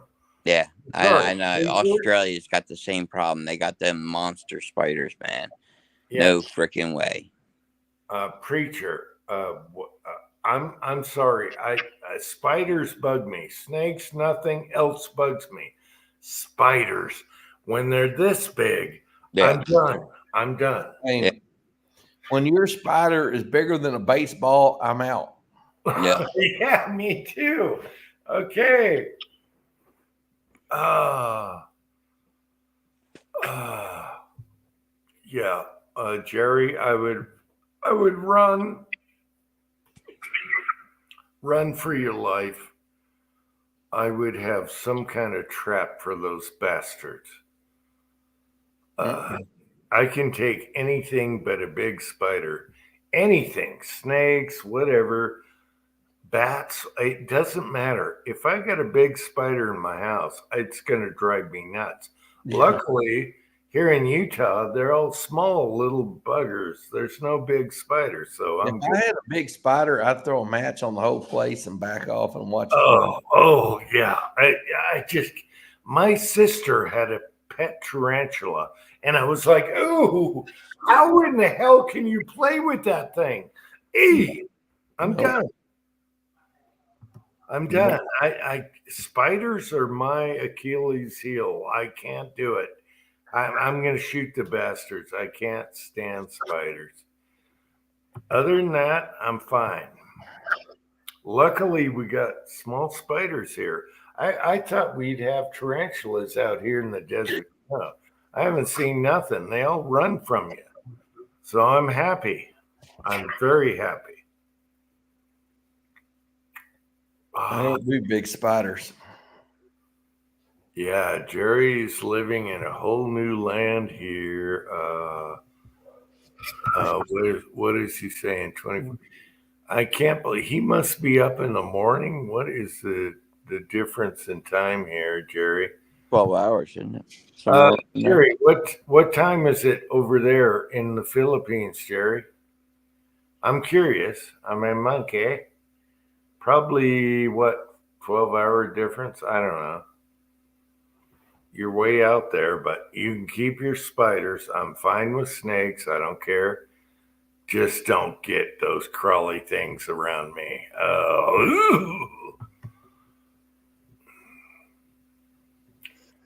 He says biggest spider he's ever seen. Yeah. And that's when he was okay. Jerry was looking at a house to remodel, and in the shower was a spider this big. And I'm like, I'm done. Out of here. I'm gone.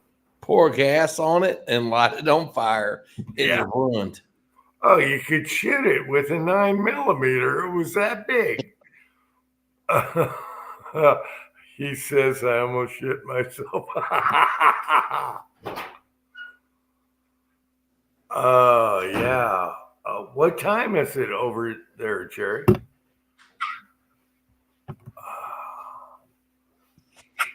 Tin Man. Yeah, just so finds spiders. he's 12 hours from me because he says it's coming up on 1 p.m. So it's coming up on 1 a.m. here. So he's 12 hours from East Coast. Okay, Tin You Man. know, from proper time. Tin Man, we don't have cockroaches here, but I'd take a cockroach over a huge spider any day. Cockroaches have never bitten and killed anyone. Spiders kill people. Oh my gosh. Imagine them crawling on your face when you're asleep. Oh my God. Suck the life right out of you. Oh, yeah. Yeah. No, not happening. I'm not a spider guy. That's the one thing I can't stand. My wife, she would go up and pick a giant wolf spider. Hell no. No. No. Yeah, my wife. Okay, here's the funny thing about my wife. She can't stand slugs. All right. We were in Washington. There'd be slugs in the garden. And she had a slug noise like, ooh. She had a slug noise. And I'm like, wait a minute. A slug can't run you down. But a spider, and she would pick up spiders. We'd have these big wolf spiders. She'd pick them up and throw them in the toilet. And I'm like, are you crazy? And she's scared of a slug? A slug moves like how many feet per minute? I don't get it. And she, to this day, she has a slug noise. Luckily, here we don't have slugs. It's too dry. But in Washington, she would make this weird noise when it was in the garden. And yeah. And then she could pick up a giant wolf spider. I don't get her. I don't understand my wife at all. But there's my story. Join the club. She has no fear of spiders whatsoever. Boom, she grabs them, blah. And I'm like, oh, a slug? How is a slug going to chase you down? How many feet per second does a slug move? And she's scared of slugs? I don't get it. I don't get it. Weird. I gotta get out of here, boys. Y'all have a good evening. Oh, I'm out of here as well. It's late. All right, let's just finish her up. Yeah. I'm so glad you guys came on tonight. Love you guys. Everyone in the side chat, love you. And we'll see you later, maybe Saturday night. All right. All right. Yeah, foof. Preacher, thank you. Cranky, thank you. Ozark, thank you. A foof. A foof? A Okay. foof. All right, good night, guys. And everyone in the side chat, love ya. Until next time, a foo!